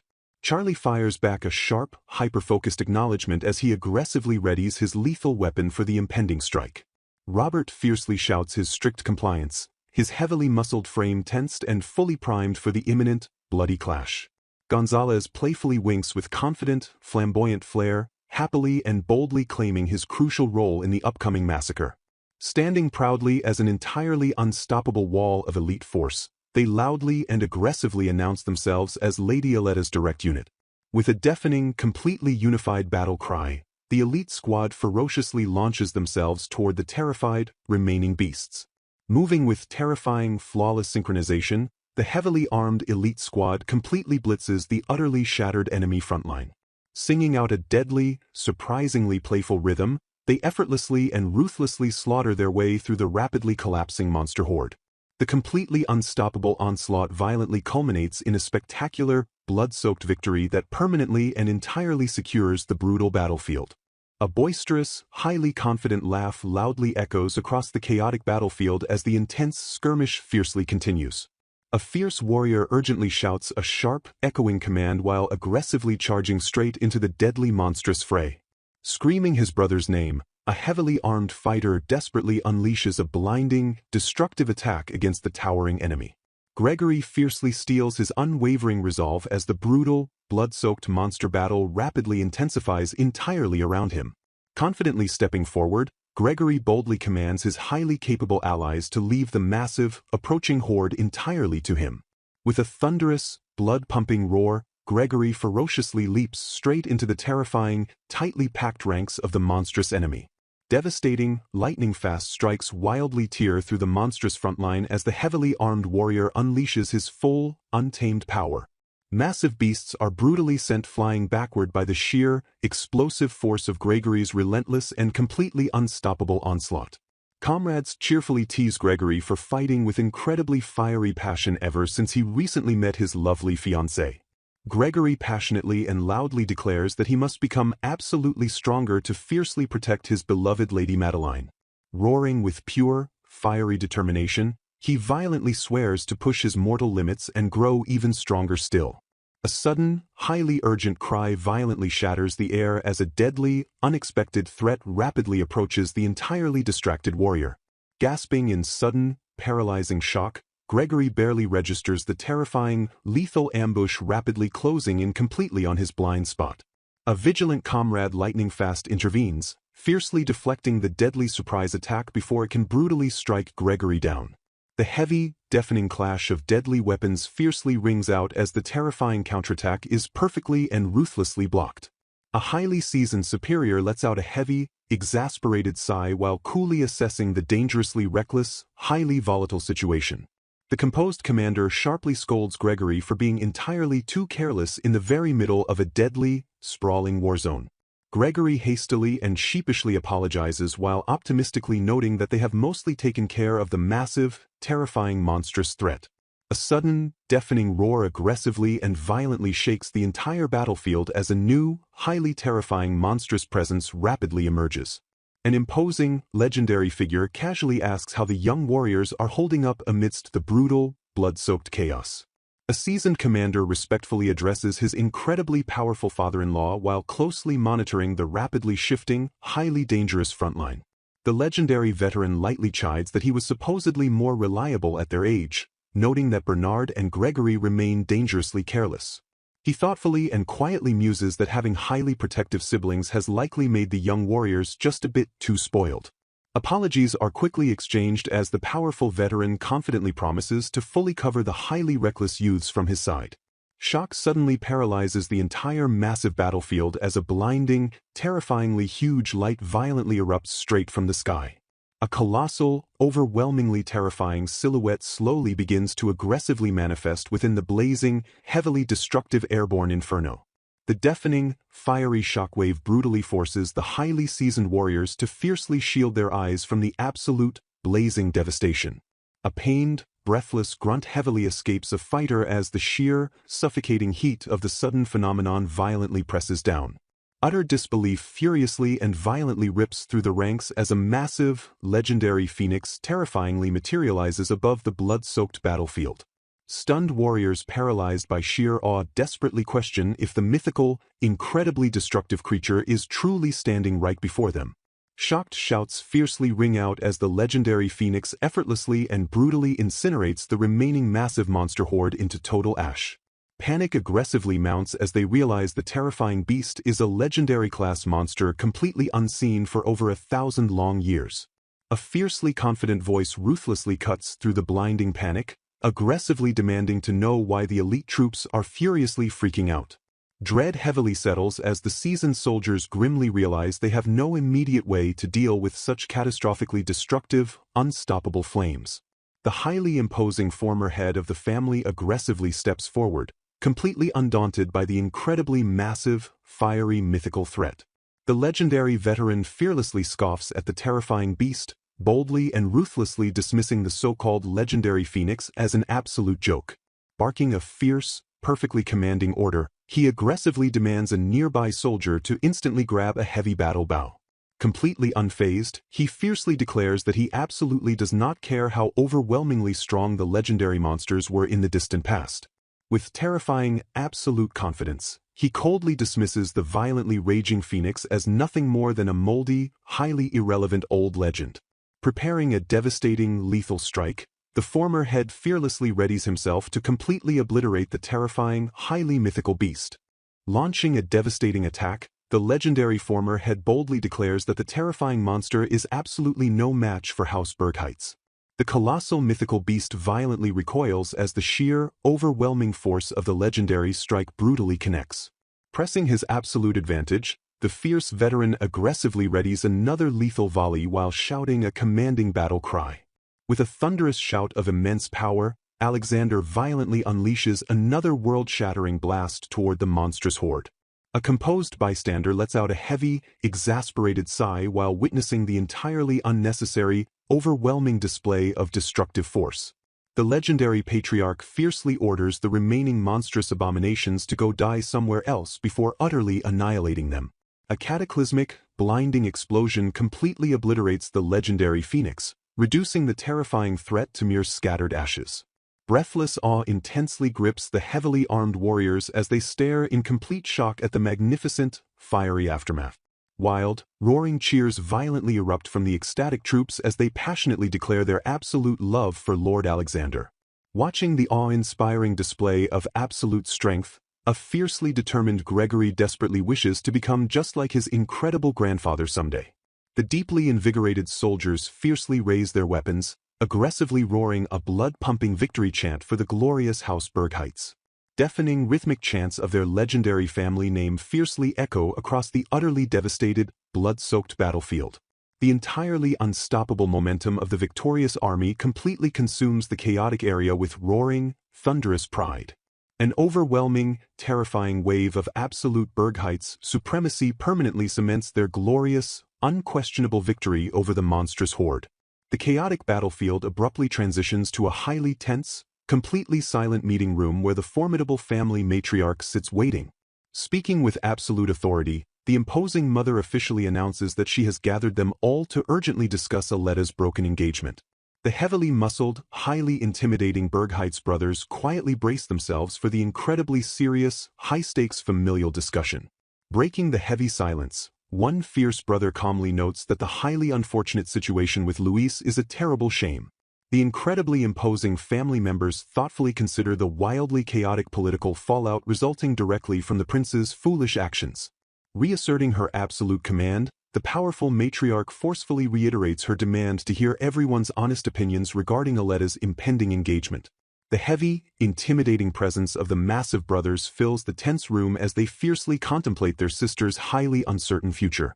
A heavily muscled warrior repeats his deep disappointment, mourning the terrible loss of the incredibly rare, highly capable Luis. He confidently points out that there are vanishingly few men capable of fiercely standing face-to-face to oppose their overwhelmingly powerful family. Another brother aggressively suggests looking into a dangerous foreign underworld organization if they cannot immediately find a suitable, fearless candidate. Delivering a highly unexpected shock, the mother strictly reveals that Aletta has boldly requested to take Frio as her new husband. Utterly stunned by the massive revelation, a heavily armed brother sharply questions the wildly sudden, entirely unexpected choice of Frio. The matriarch calmly clarifies that she recently discovered Frio originally visited their estate as a highly official candidate for Aletta's fiancé. Confused murmurs fiercely ripple through the massive brothers as they argue Frio always looked perfectly suited as a mere aide or youngest sibling. They fiercely question why Frio was never formally established as the fiancé if he was always meant to be a highly viable candidate. The mother violently expresses her sheer, overwhelming disbelief that Frio has remained faithfully by Aletta's side for 10 entire years without making a move. Furious frustration violently erupts as she passionately screams that the entirely oblivious boy didn't even realize his own profound romantic feelings. The wildly shocked brothers furiously exchange incredibly baffled, utterly bewildered glances as they completely process the ridiculous, frustrating revelation. The matriarch aggressively rants about how Frio foolishly doomed himself by completely acting as family and a fiercely loyal subordinate instead of a lover. The imposing men quickly and hilariously realize that despite being highly intelligent, Frio is actually an entirely hopeless, complete romantic klutz. Heavy disappointment settles as the mother grimly concludes it is entirely hopeless for the two to ever naturally develop a proper romantic relationship.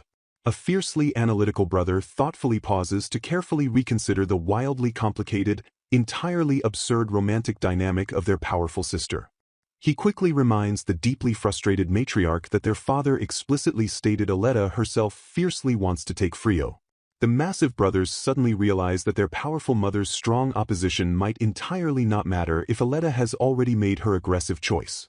With terrifying, absolute certainty, the mother fiercely declares that Frio can no longer escape because Aletta ruthlessly hunts down her chosen prey. Violently screaming about having entirely had enough of her muscle-brained sons, she powerfully guarantees that Aletta will absolutely never let her targeted prey escape. The formidable descendants of House Bergheitz only begin to truly cherish their own lives once they finally discover someone they desperately love. Reflecting fiercely on their lineage, the matriarch passionately declares that Aletta possesses the absolute strongest temperament of the entire first generation. Deep, agonizing worry aggressively surfaces as the matriarch fiercely questions if the overly gentle Frio can truly survive being Aletta's chosen partner. Terrifying visions of irreversible disaster fiercely plague the mother's mind as she contemplates Aletta's highly volatile and deeply reckless nature. Desperate to de-escalate the explosive tension, her son urgently begs her to calm down and firmly rejects extreme measures like international kidnapping. Stepping in with a highly composed demeanor, the son's wife gently urges her formidable mother-in-law to release her overwhelming, suffocating anxiety. The legendary patriarch fiercely reminisces about his violent youth, where his sole, blood-pumping reason for living was constantly testing his absolute limits against deadly foes. He boldly recounts the thrilling, intoxicating joy of being born into a chaotic, blood-soaked land permanently besieged by an endless monstrous horde. Living only for the visceral thrill of immediate combat, the fearless young warrior never once considered the catastrophic fallout his own death might brutally cause. He warmly and nostalgically admits that he would have remained a reckless, bloodthirsty berserker forever if he had never fatefully encountered his beloved Pauline. Acknowledging the glaring, undeniable truth, the patriarch grimly agrees that Frio remains deeply unreliable as a proper partner for the next fierce family head. Gently challenging the matriarch, he wisely reminds her that she herself once fiercely wished the incredibly kind Frio was actually her own blood son. Fond memories flood the room as they warmly recall Frio constantly and selflessly helping the aggressive siblings in entirely quiet, deeply thoughtful ways. The legendary former head softly but powerfully shifts his intense focus entirely toward the highly capable and deeply respected Oriana. He heavily acknowledges the absolutely crushing, immensely terrifying burden the spouses historically carried while supporting incredibly demanding, fiercely flawless Bergheitz husbands. A sudden, highly palpable shift in the tense atmosphere violently sweeps through the room as the old warrior passionately sets up his ultimate point. Piercing through the suffocating doubt, he aggressively points out the brilliant, undeniable truth that the fiercely independent Aletta is absolutely no longer fighting alone. A profound, heavy silence fiercely settles over the highly imposing family as the sheer, overwhelming truth of their unbreakable unity instantly clicks. The massive, heavily armed brothers passionately and loudly vow to fiercely support their beloved sister with absolutely every single ounce of their overwhelming strength. Recognizing sheer tactical brilliance, they aggressively praise Aletta's incredible genius in strategically recruiting Lady Madeline to completely cover Frio's glaring physical weaknesses. An intense brother grimly notes that if the powerfully royal Madeline can successfully leash both Gregory and Aletta, the chaotic situation remains entirely highly manageable.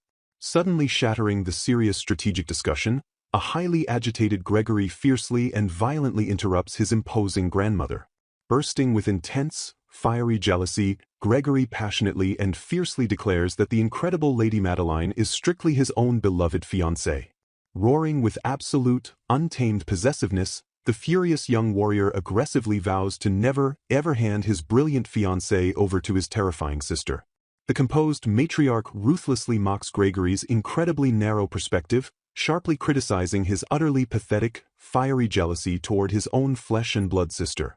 A tense, highly electric pause violently hangs in the grand room as the incredibly powerful family fully absorbs the rapidly changing, chaotic dynamic.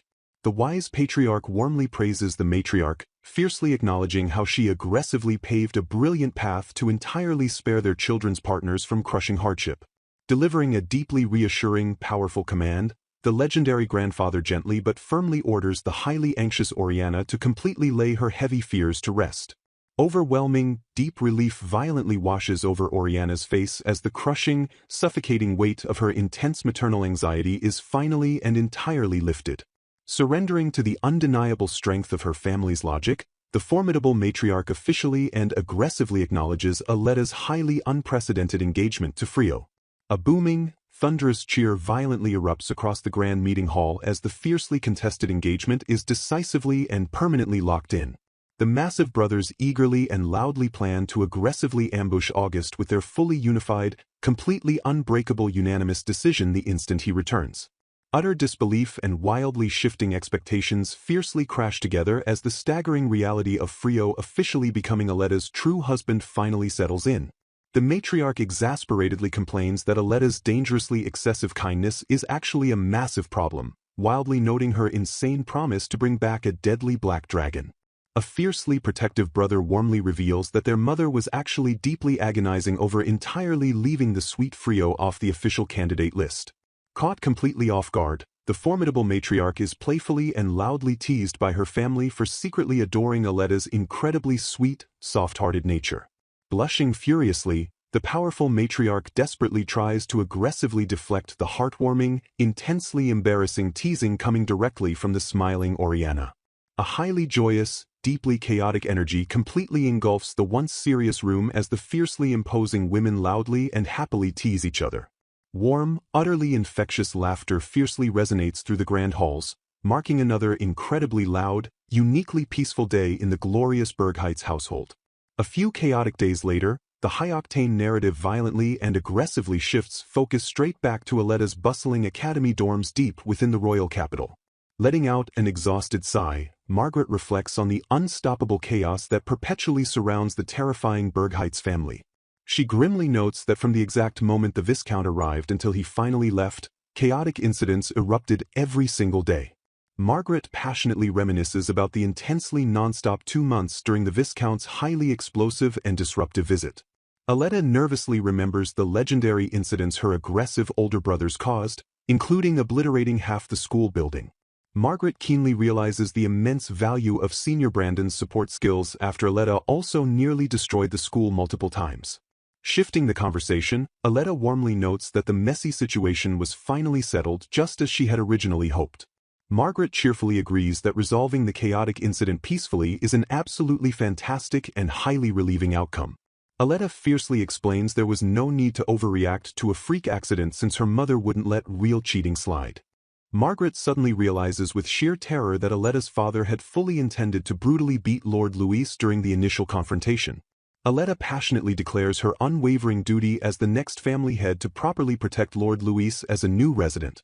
Margaret stares in stunned, suffocating silence at Aletta's shockingly unconventional sense of fierce noble duty. Snapping out of her paralyzed daze, Margaret quickly dismisses Aletta's entirely innocent question about her sudden, heavy silence.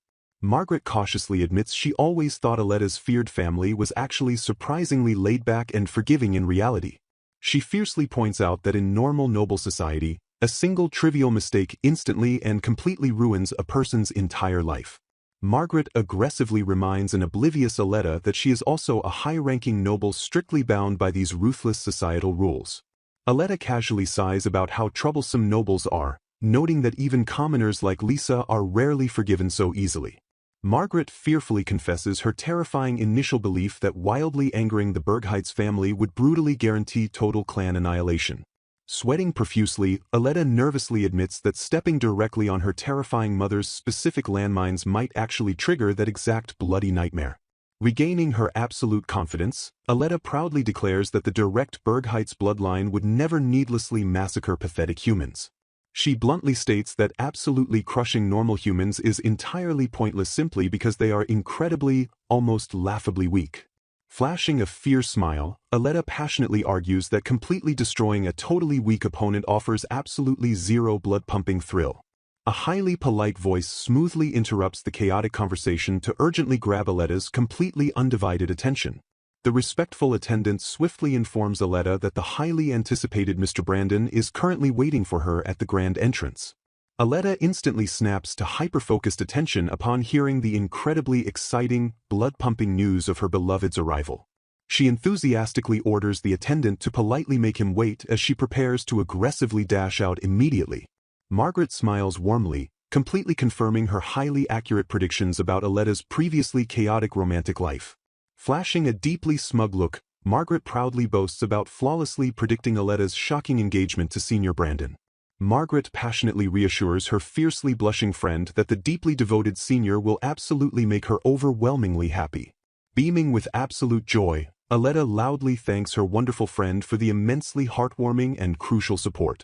Dropping her innocent smile entirely, Aletta terrifyingly vows to never commit a foolish blunder and let her targeted prey escape this time. Margaret forcefully sweat drops at the horrifyingly predatory vibe, watching helplessly as Aletta aggressively charges out the door.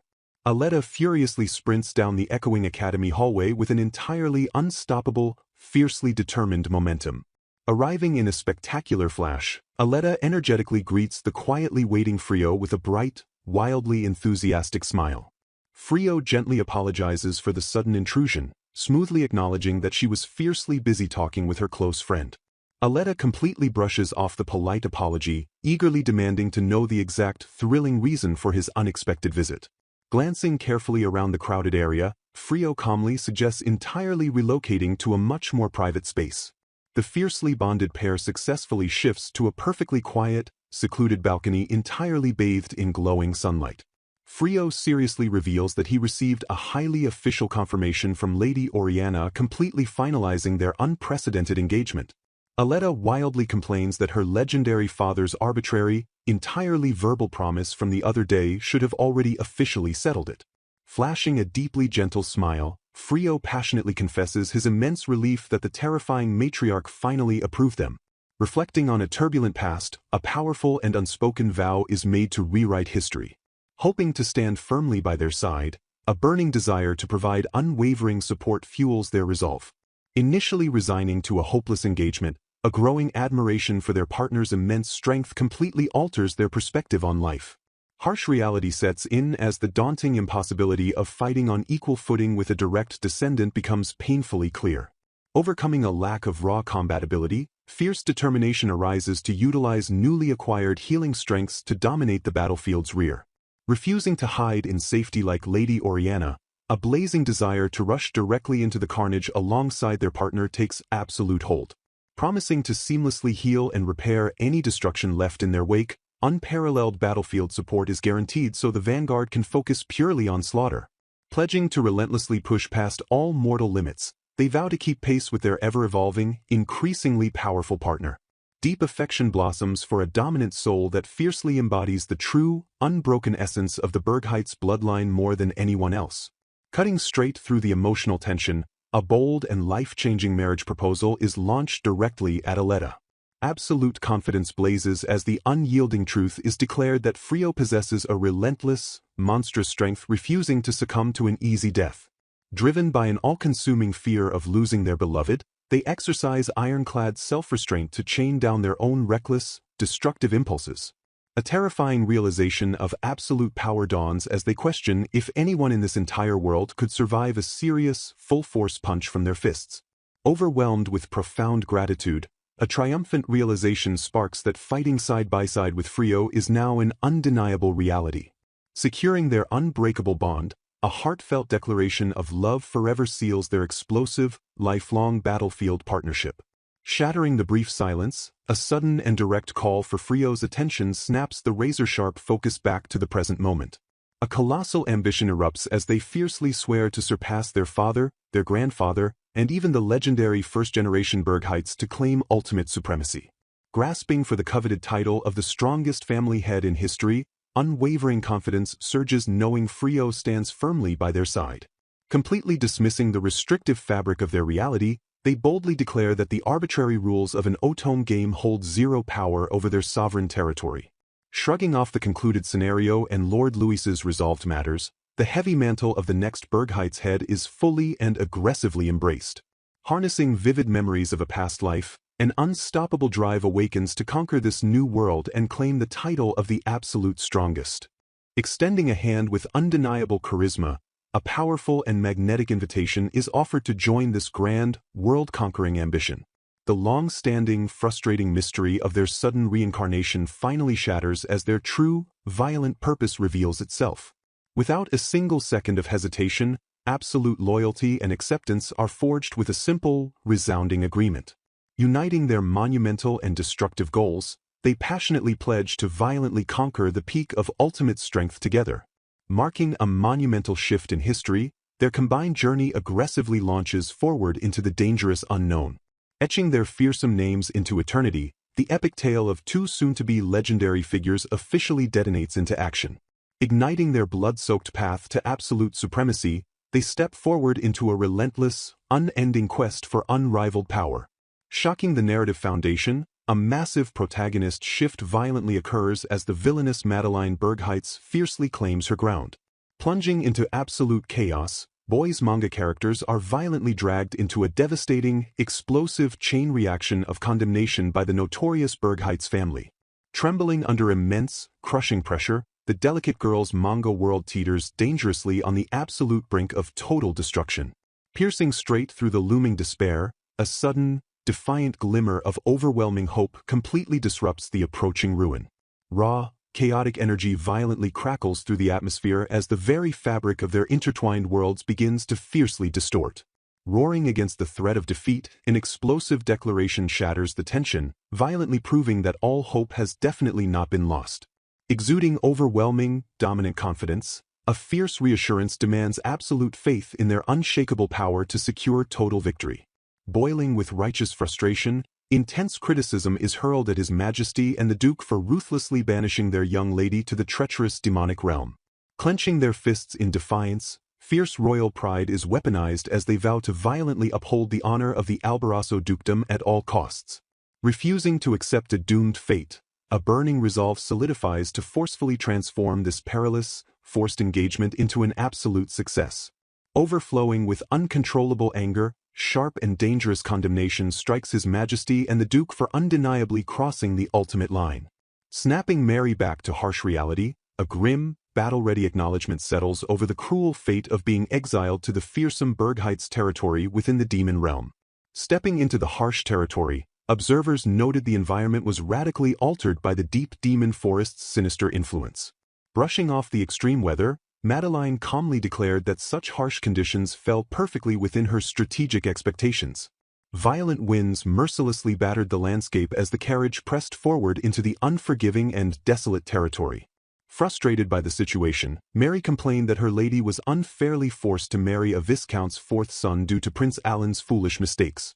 Pausing thoughtfully, Madeline quietly questioned the naive assumption that she was completely unrelated to the recent political disturbances.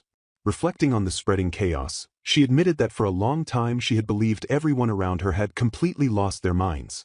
Until recently, she had dismissed Sylvain, Alan, Rain, and Louis as mere love-struck fools blindly marching toward their absolute destruction. Analyzing the broken engagement, she suddenly realized the entire debacle was actually a calculated move to forcefully protect the fragile royal family. She sharply recalled that their original engagement existed specifically to prevent civil war and support an exhausted, crumbling monarchy. Struck by the absurdity, Madeline found it utterly unbelievable that the royal family had accepted the annulment so easily without a fight. She scoffed at the ridiculous notion that her powerful fiancés were supposedly charmed by a mere baron's daughter when they could have easily eliminated the girl.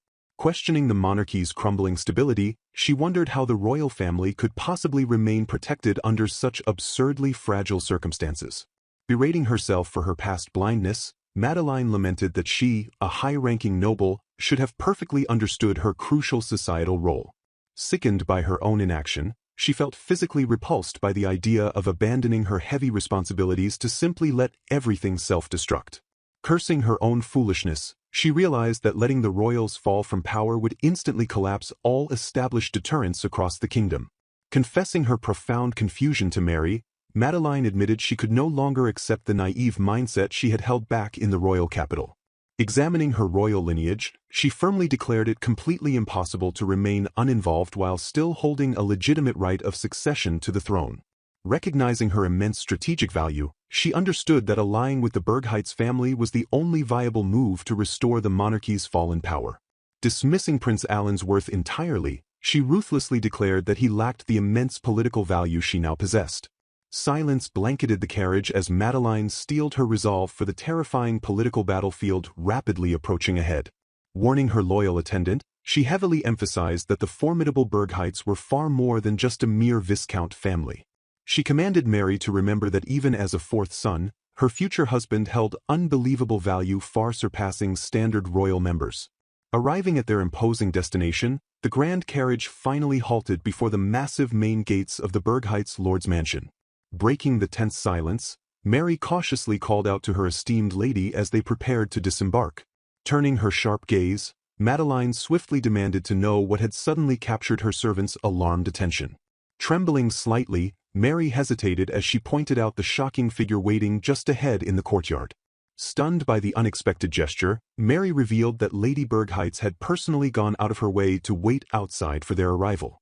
Flustered by the reception, Mary stammered that she had merely reported their scheduled arrival time through an advance messenger. Shocked by this unprecedented move, Madeline gasped in sheer disbelief at the older woman's bold and calculating presence.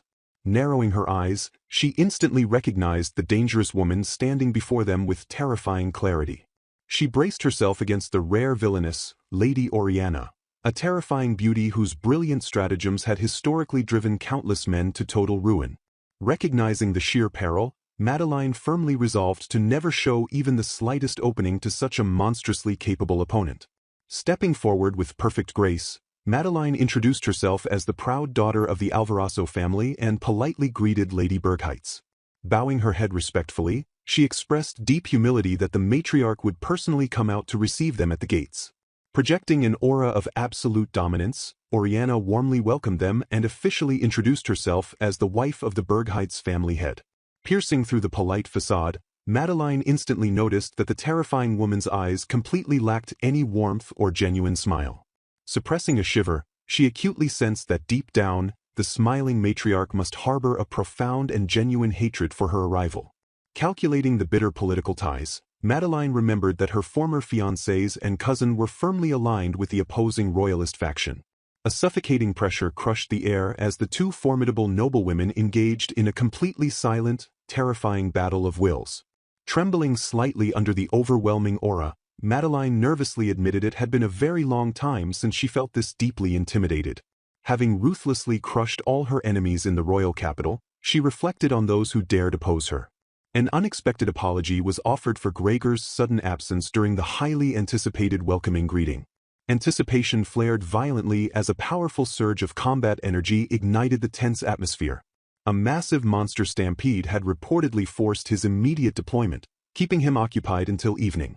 Acknowledging the peace bought by their fierce protectors, They agreed that eliminating the monstrous threat was absolute priority. Tension rippled fiercely through the silent battlefield as unseen forces gathered their devastating strength. The sheer weight of an impending, violent clash hung heavily in the suffocating silence. Absolute shock shattered the serene calm as a sudden, disruptive presence crashed into the quiet estate. Astonishment erupted violently as Gregory unexpectedly materialized before the panicked onlookers. Ordering his guards to stand down, he commanded the chaotic room with an unshakable, terrifying authority. A heavy, paralyzed silence descended as the bewildered crowd desperately processed his sudden command. Stepping forward with calculating precision, he instantly identified the stunned daughter of Duke Alvarazo. Standing her ground with unwavering aristocratic poise, she proudly confirmed her noble identity. The entire room froze in utter disbelief as he boldly declared himself to be her arranged fiancé. He proudly announced his name as Gregory Bergheitz, staking his marital claim with absolute, unshakable confidence. Beaming with wild, uncontainable energy, he eagerly proclaimed his absolute pleasure in finally meeting her. He casually admitted that he abandoned the battlefield to rush back and deliver his personal greetings. Frantic questions flew about the ignored monster extermination as he casually revealed his brother Bernard let him leave early. Utter chaos brewed beneath the surface as the sheer absurdity of his blood-soaked arrival paralyzed the onlookers. Outrage exploded over the sheer, unprecedented foolishness of a man greeting his noble fiancée while drenched in fresh gore. Blind panic instantly gripped the entire room as an attendant desperately cried out for a swooning Miss Madeline. Frantic concern radiated through the chaotic estate as terrified voices desperately checked on her fragile condition. Forcing back her overwhelming visceral terror, she commanded her own trembling body to remain absolutely still. Steeling her iron resolve, she masked her intense revulsion behind a flawless, pristine aristocratic facade. Projecting perfect, unyielding elegance, she gracefully greeted Lord Gregory despite the underlying horror threatening to break her. Flawlessly introducing herself as Madeline Alvarazo, she maintained her perfect composure with a tightly forced smile. The heavy, blood-soaked atmosphere shifted slightly as her formal, noble title was respectfully acknowledged by the towering man. Tactfully breaking the suffocating tension, she gracefully addressed the overwhelming, metallic stench of fresh blood clinging to Gregory. Feigning innocent, polite concern, she immediately questioned if the horrific, dripping gore meant he was severely injured. Dismissing the brutal massacre casually, he cheerfully confirmed the horrific gore was merely monster blood splatter. The sheer, crushing visual weight of his heavily blood-drenched form finally struck her fragile senses like a physical blow. Absolute pandemonium erupted through the grand halls as Madeline suddenly collapsed completely unconscious before their panicked eyes. A sharp, desperate gasp punctured the terrifying sensory void as she finally broke free from the overwhelming darkness. Urgent, trembling voices pierced her hazy, confused mind as anxious attendants desperately tried to fully awaken her.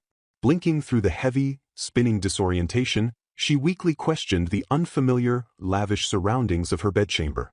Immense relief washed over the tense room as an attendant gently revealed she was resting safely in the Bergheitz estate. Learning she had been unconscious for 2 full hours, she silently processed the socially acceptable excuse of simple anemia. Sitting up slowly in the quiet room, she bitterly reflected on the overwhelming, nauseating shock that had so easily taken her down. Intense frustration boiled within her exhausted mind as she harshly cursed her own completely embarrassing moment of public weakness.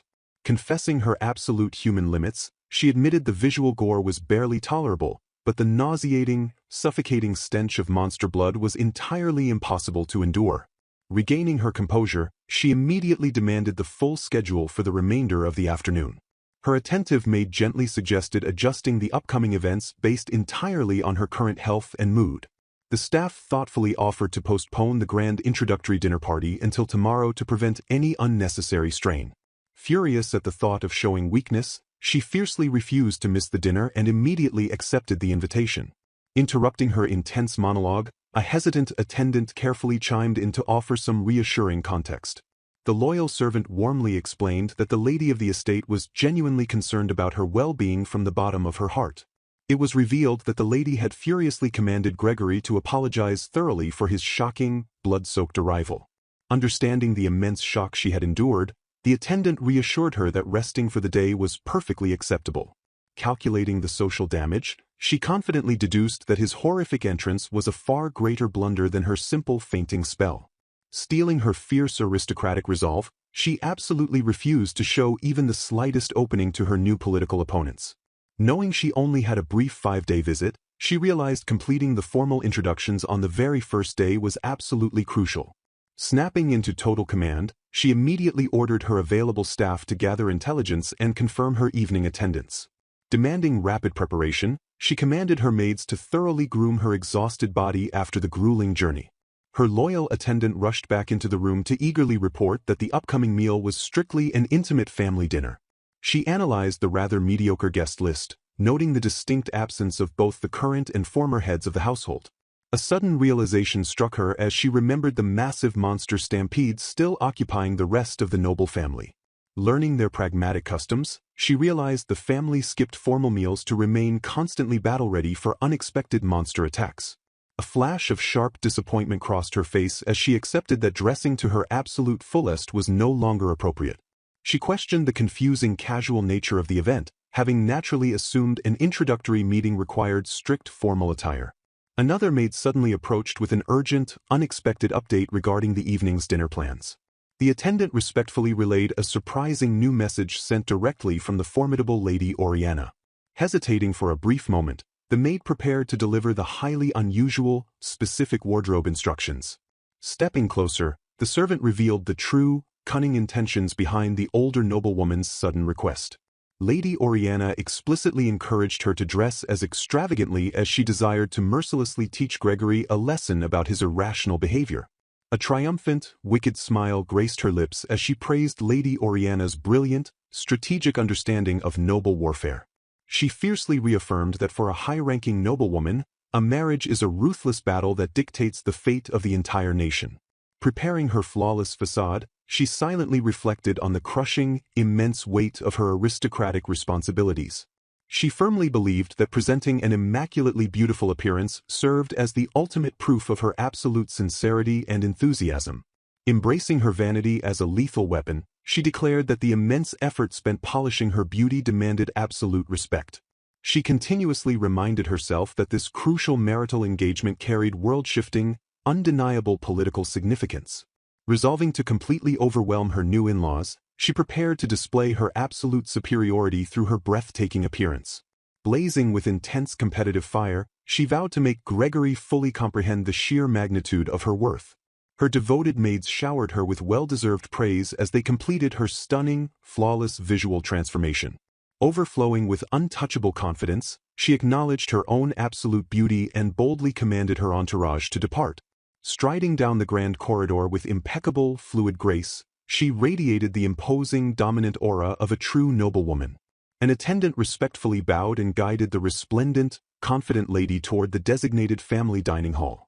Staking her absolute pride on this crucial encounter, she mentally prepared to completely dominate Gregory in every conceivable way.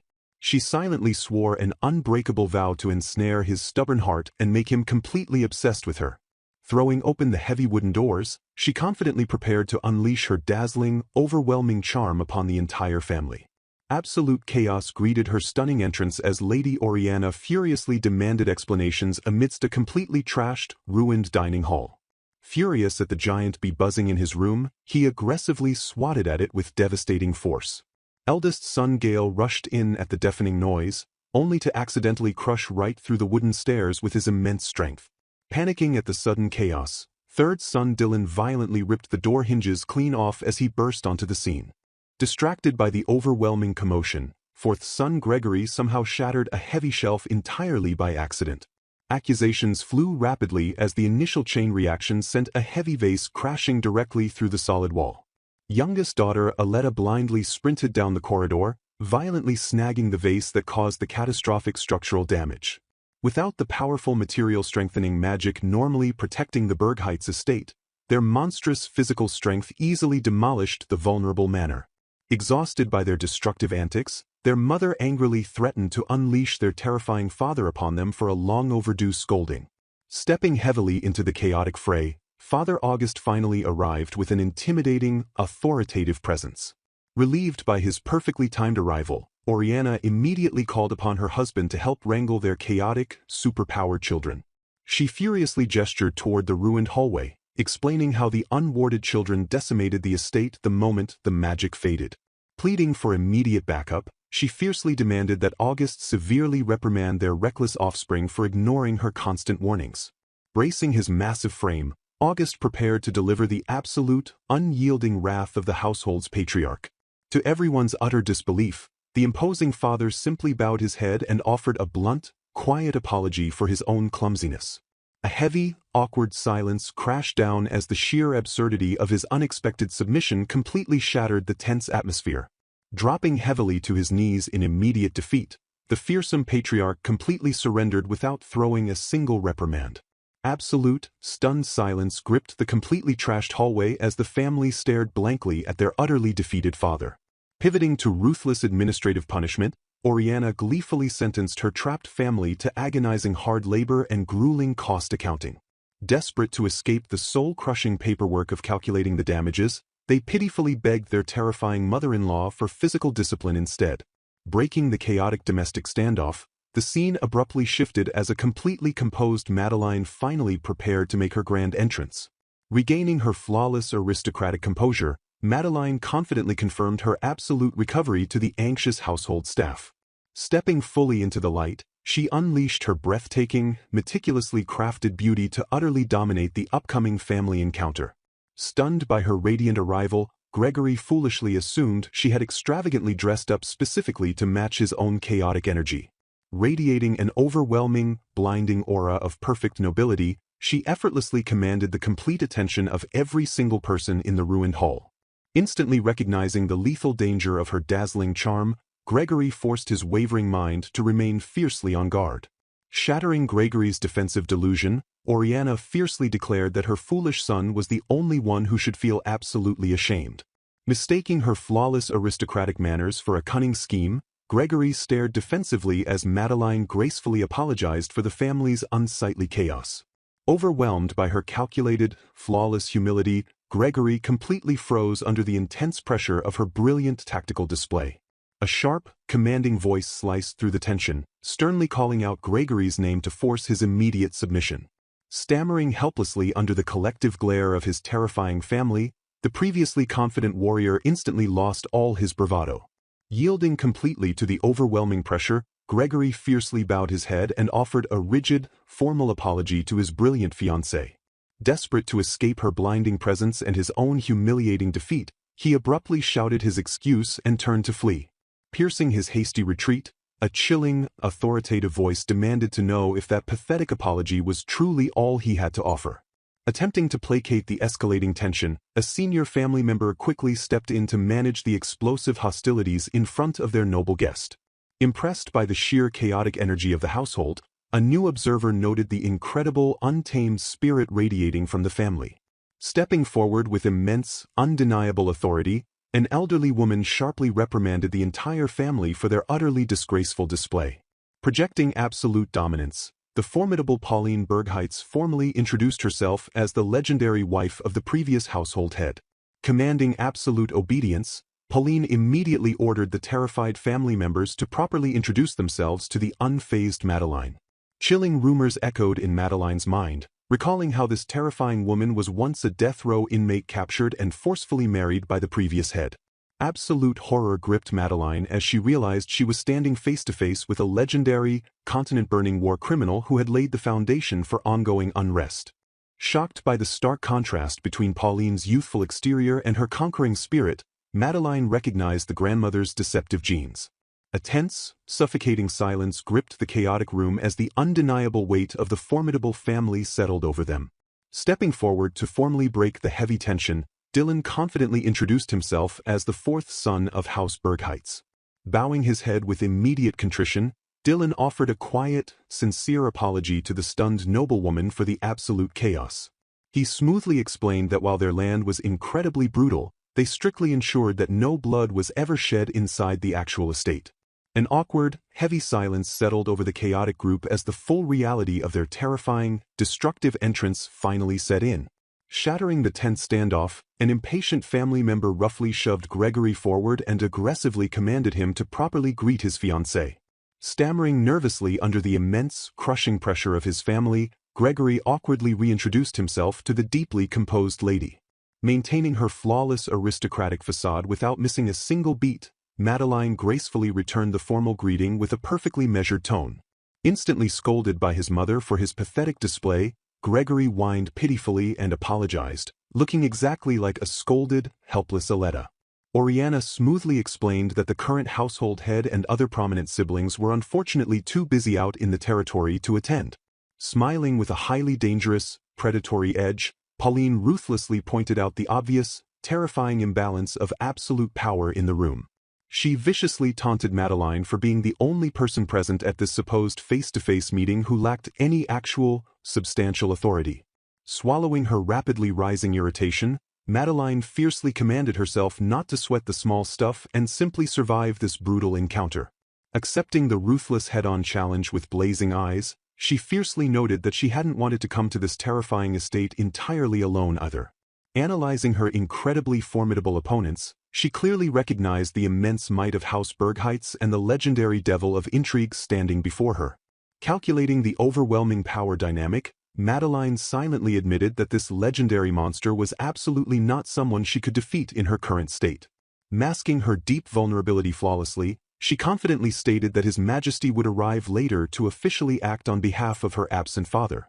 The intense tension in the ruined dining hall shifted subtly as the monstrous family quietly processed her incredibly calm, diplomatic deflection. Abruptly changing the highly dangerous subject, Oriana warmly asked the tense Madeline if she found her prepared guest room to her absolute liking. Steeling her iron resolve, Madeline fiercely vowed not to just passively accept every single veiled verbal attack thrown her way. Deflecting the mounting blame flawlessly, she explained that the Viscount's demanding order for an immediate meeting forced her highly uneasy, solo arrival. Reluctantly following the strict orders of the Viscount, she practically challenged the terrifying family to direct any of their complaints straight to him. Probing carefully for hidden tactical traps, Oriana gently questioned if Madeline had noticed absolutely anything odd about her luxurious accommodations. Deeply relieved by the surprisingly innocent question, Madeline smoothly confirmed that the designated room was actually perfectly comfortable. Acknowledging their highly secretive territory, Oriana kindly offered to clarify any confusing matters or unknown rules for their completely overwhelmed guest. Bowing her head slightly with perfect grace, Madeline politely thanked the formidable matriarch for her surprisingly warm and genuine assistance. Preparing to carefully launch her own tactical counterattack, Madeline hesitated for a brief, calculated moment before finally striking back. Dark suspicion gnawed at her sharp mind as she questioned if Oriana's highly accommodating attire and gentle attitude were genuine or merely another trap. Completely oblivious to the hidden tension, Aletta cheerfully assumed the surrounding seating arrangement was simply designed to help everyone talk casually.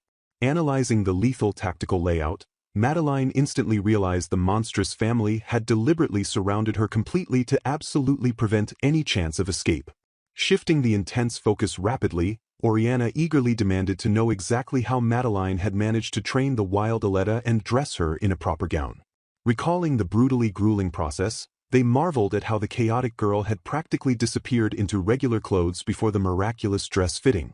Intrigued by the seemingly impossible visual transformation, Aletta eagerly demanded to know the exact methods for her own future reference. Whining pitifully about her purely combative skill set, Aletta hopelessly claimed she could absolutely never learn the delicate, precise etiquette of wearing a formal dress. Rejecting her highly pathetic excuses outright, Madeline fiercely reminded Aletta that she already possessed the extreme physical stamina and lightning reflexes required. Reframing the daunting challenge entirely, Madeline authoritatively declared that complex manners and formal etiquette were ultimately just precise physical movements. Commanding absolute, unyielding obedience, she aggressively ordered Aletta to drill the graceful etiquette deep into her body exactly like a brand new martial art. Pushing the emotional girl to her absolute limits, Madeline passionately roared that almost anything in the world was entirely possible through sheer willpower and relentless effort. Towering over the completely overwhelmed girl with unyielding, terrifying authority, Madeline strictly ordered Aletta to instantly wipe her tears and stand tall. Aletta fiercely realizes she must drill the complex etiquette directly into her body exactly like a brutal martial art. Madeline aggressively dictates an absolutely ruthless special training regimen consisting of repeating one single movement 20,000 times daily. Aletta desperately struggles against a restrictive training brace while clumsily attempting to master the proper posture for receiving an escort. Observing the grueling noble education, Madeline firmly believes in Aletta's hidden potential to conquer the strict etiquette. Madeline humbly reflects that her highly effective instruction was incredibly straightforward and absolutely relentless. She ruthlessly downplays her teaching methods, insisting her only advice was to continuously push forward until the body instinctively remembered. Madeline firmly credits the incredible, hard-won transformation entirely to Aletta's sheer, unstoppable physical effort.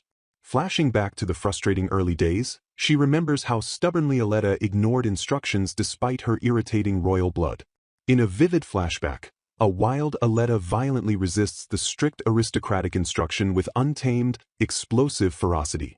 Madeline relentlessly counters the chaotic, physical resistance with unyielding, overwhelming aristocratic authority. The brutal clash of wills intensifies as Aletta desperately fights against the suffocating, rigid bounds of high society. Exhausted but ultimately unbroken, Aletta slowly begins to forcefully adapt her wild, untamed nature to the refined movements. Snapping back to the present, an attendant warmly welcomes the utterly exhausted Madeline back into her private sanctuary. Frustrated by the disastrous dinner, Madeline bitterly complains that Gregory's incredibly minimal reactions completely ruined any chance of conversation. Collapsing heavily into her chair, she completely surrenders to the crushing physical and mental exhaustion of the chaotic day. She coldly remarks with a hint of pity on how desperately the older lady had to guide the socially inept Gregory. Realizing House Bergheitz is exempt from royal duties, she deduces the fierce warrior simply lacks any experience in delicate social situations. Drawing a sharp tactical parallel, she notes that the wild Aletta also severely lacked basic conversational skills during their first meeting. She rationally compares his frustrating silence to focused craftsmen who rarely possess the opportunity to speak professionally. Recalling his genuinely pathetic apology when disciplined by his mother, she tentatively concludes that he isn't entirely a bad person. Connecting the tactical dots, she confidently realizes Gregory's highly timid reactions perfectly mirror Aletta's terrified early days. Blazing with renewed strategic determination, she fiercely vows to successfully force a real conversation during tomorrow's scheduled mansion tour. Her loyal mate fervently cheers her on, fully believing in her lady's absolute ability to easily conquer the stubborn man. Burning with intense romantic ambition, she fiercely declares her absolute, unyielding intention to fully capture Gregory's elusive heart. Refusing to accept a humiliating defeat, she swears on her pristine pride that she will absolutely not let this crucial engagement fail. Striding out confidently the next morning, she ruthlessly locks onto her massive target and completely refuses to let him slip away. She silently formulates her strategy by vividly recalling exactly how the terrified Aletta used to behave in the royal capital. She perfectly remembers how Aletta became completely paralyzed by the terrifying fragility of the delicate royal capital structures. Opening up unexpectedly, Gregory quietly admits that he shares that exact same suffocating fear of the capital's intensely fragile environment. He bitterly complains that both the pathetically weak architecture and the easily frightened people made the capital completely unbearable. Staring out at the harsh, rugged landscape, he solemnly confesses that he truly belongs nowhere else but the savage Bergheitz territory. Madeline mentally celebrates her brilliant tactical maneuver of using Aletta as the perfect, flawless conversational icebreaker. Gesturing forward awkwardly, Gregory attempts to fulfill his mandated duty by formally guiding her across the highly rugged terrain. He points directly toward the massive, looming treeline and formally introduces the incredibly dangerous forest of deep demons. When she nervously asks about overflowing monsters, he grimly confirms that the terrifying beasts constantly surge directly from those woods. Pointing toward a distant, hard-working crew, she curiously questions the intense manual labor happening along the severely ruined path. A massive, devastating crater violently scars the earth, completely obliterating the surrounding road with terrifying, catastrophic force. Horrified by the sheer scale of the environmental destruction, she anxiously wonders what kind of vicious, unstoppable monster caused it. Shattering her terrifying, wild assumptions, Gregory bluntly confesses that he alone caused the massive, earth-shattering crater. He awkwardly scratches his head and casually admits he constantly gets scolded for violently reshaping the terrain during his intense battles. Staring at the massive crater, Madeline marvels at the sheer, terrifying power expected from a direct descendant of the estate. Gregory stands in silence, his imposing figure radiating a quiet but undeniable strength. His mind lingers heavily on Madeline, silently calculating her reaction to his destructive outburst. Suddenly realizing the truth, he abruptly asks if his overwhelming presence deeply terrifies her. Stammering an awkward apology, he intensely regrets ruining his initial greeting by arriving drenched in fresh monster gore. He mentally kicks himself for carelessly scaring her, genuinely surprised by her deep aversion to blood. Brushing off his concern, Madeline calmly reassures him while he bitterly wonders if she prefers his older brother. He silently curses his own pathetic clumsiness, utterly frustrated by his constant social blunders. Panic fiercely grips Madeline as she internally dreads the humiliating possibility of him canceling their arranged engagement. Shattering her fears, Gregory firmly and proudly declares that he is indeed her permanent fiancé. Gripping her hands with sudden intensity, he vows to honor their engagement despite any complaints she might harbor. His massive hands envelop hers, radiating an overwhelming, unwavering commitment to their future.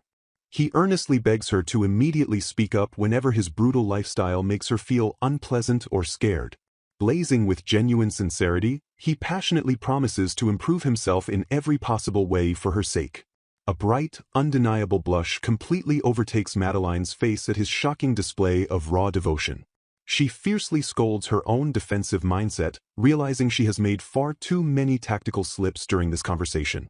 Pausing to gather her swirling emotions, she desperately searches for the perfect aristocratic response. Dropping her flawless facade for just a moment, she softly admits that she also desperately wants them to get along. She boldly declares her intense desire to build a genuine relationship far beyond the rigid constraints of noble ranks. Calculating the political reality, she bitterly acknowledges that House Berghate's extraterritorial rights make them completely untouchable. Furious at the mere thought of failure, she fiercely vows that being rejected by a fiancé twice is absolutely intolerable. Recognizing his unexpected willingness to compromise, she ruthlessly decides to exploit this massive tactical advantage. A tense, charged silence envelopes them as they cautiously continue their stroll through the rugged landscape. Breaking the quiet atmosphere, Gregory awkwardly gestures forward to properly guide her down the path. He hesitantly extends his massive, battle-scarred hand to respectfully offer her a formal escort. Shocked by his precise manners, Madeline instantly realizes he understands proper etiquette far better than Aletta ever did. She gracefully places her delicate hand within his firm grasp, cementing their fragile new bond. A sudden, deafening rumble violently shatters the peaceful atmosphere and violently shakes the ground beneath their feet. Freezing in their tracks, they stare in sheer disbelief as the chaotic landscape explodes into sudden violence. Gregory casually notes the beginning of a live cannon test fire and immediately suggests an urgent tactical evacuation. Massive, devastating artillery shells ruthlessly bombard the distant terrain in a terrifying display of military might. Crouching down urgently, he aggressively commands her to climb onto his back for a rapid escape. Pointing toward safety, he demands she immediately follow him away from the lethal trajectory. Rejecting any hesitation, he fiercely insists on carrying her to ensure they instantly reach the safe zone. Madeline bitterly regrets ever lowering her defensive guard just moments before this absolute battlefield chaos erupted. Forcing back her visceral terror, she fiercely hardens her iron resolve and entirely refuses to show any weakness. She confidently declares that this walk is a rare privilege she absolutely intends to finish. Boldly dismissing the lethal artillery, she orders him to guide her down the original route as if cannonballs were nothing. Flashing a brilliantly challenging smile, she proudly states her absolute trust in his ability to protect her from the bombardment. Utterly astonished by her sheer audacity, Gregory eagerly roars his enthusiastic agreement. Behind her flawless smile, Madeline completely panics over the sheer, unprecedented insanity of the chaotic Berghate's territory. Gregory mentally marvels at the breathtaking, unbelievable courage of a woman willing to casually stroll through deadly cannon fire. Staring at her with absolute awe, he proudly and fiercely claims this fearless warrior of a woman as his true fiancée.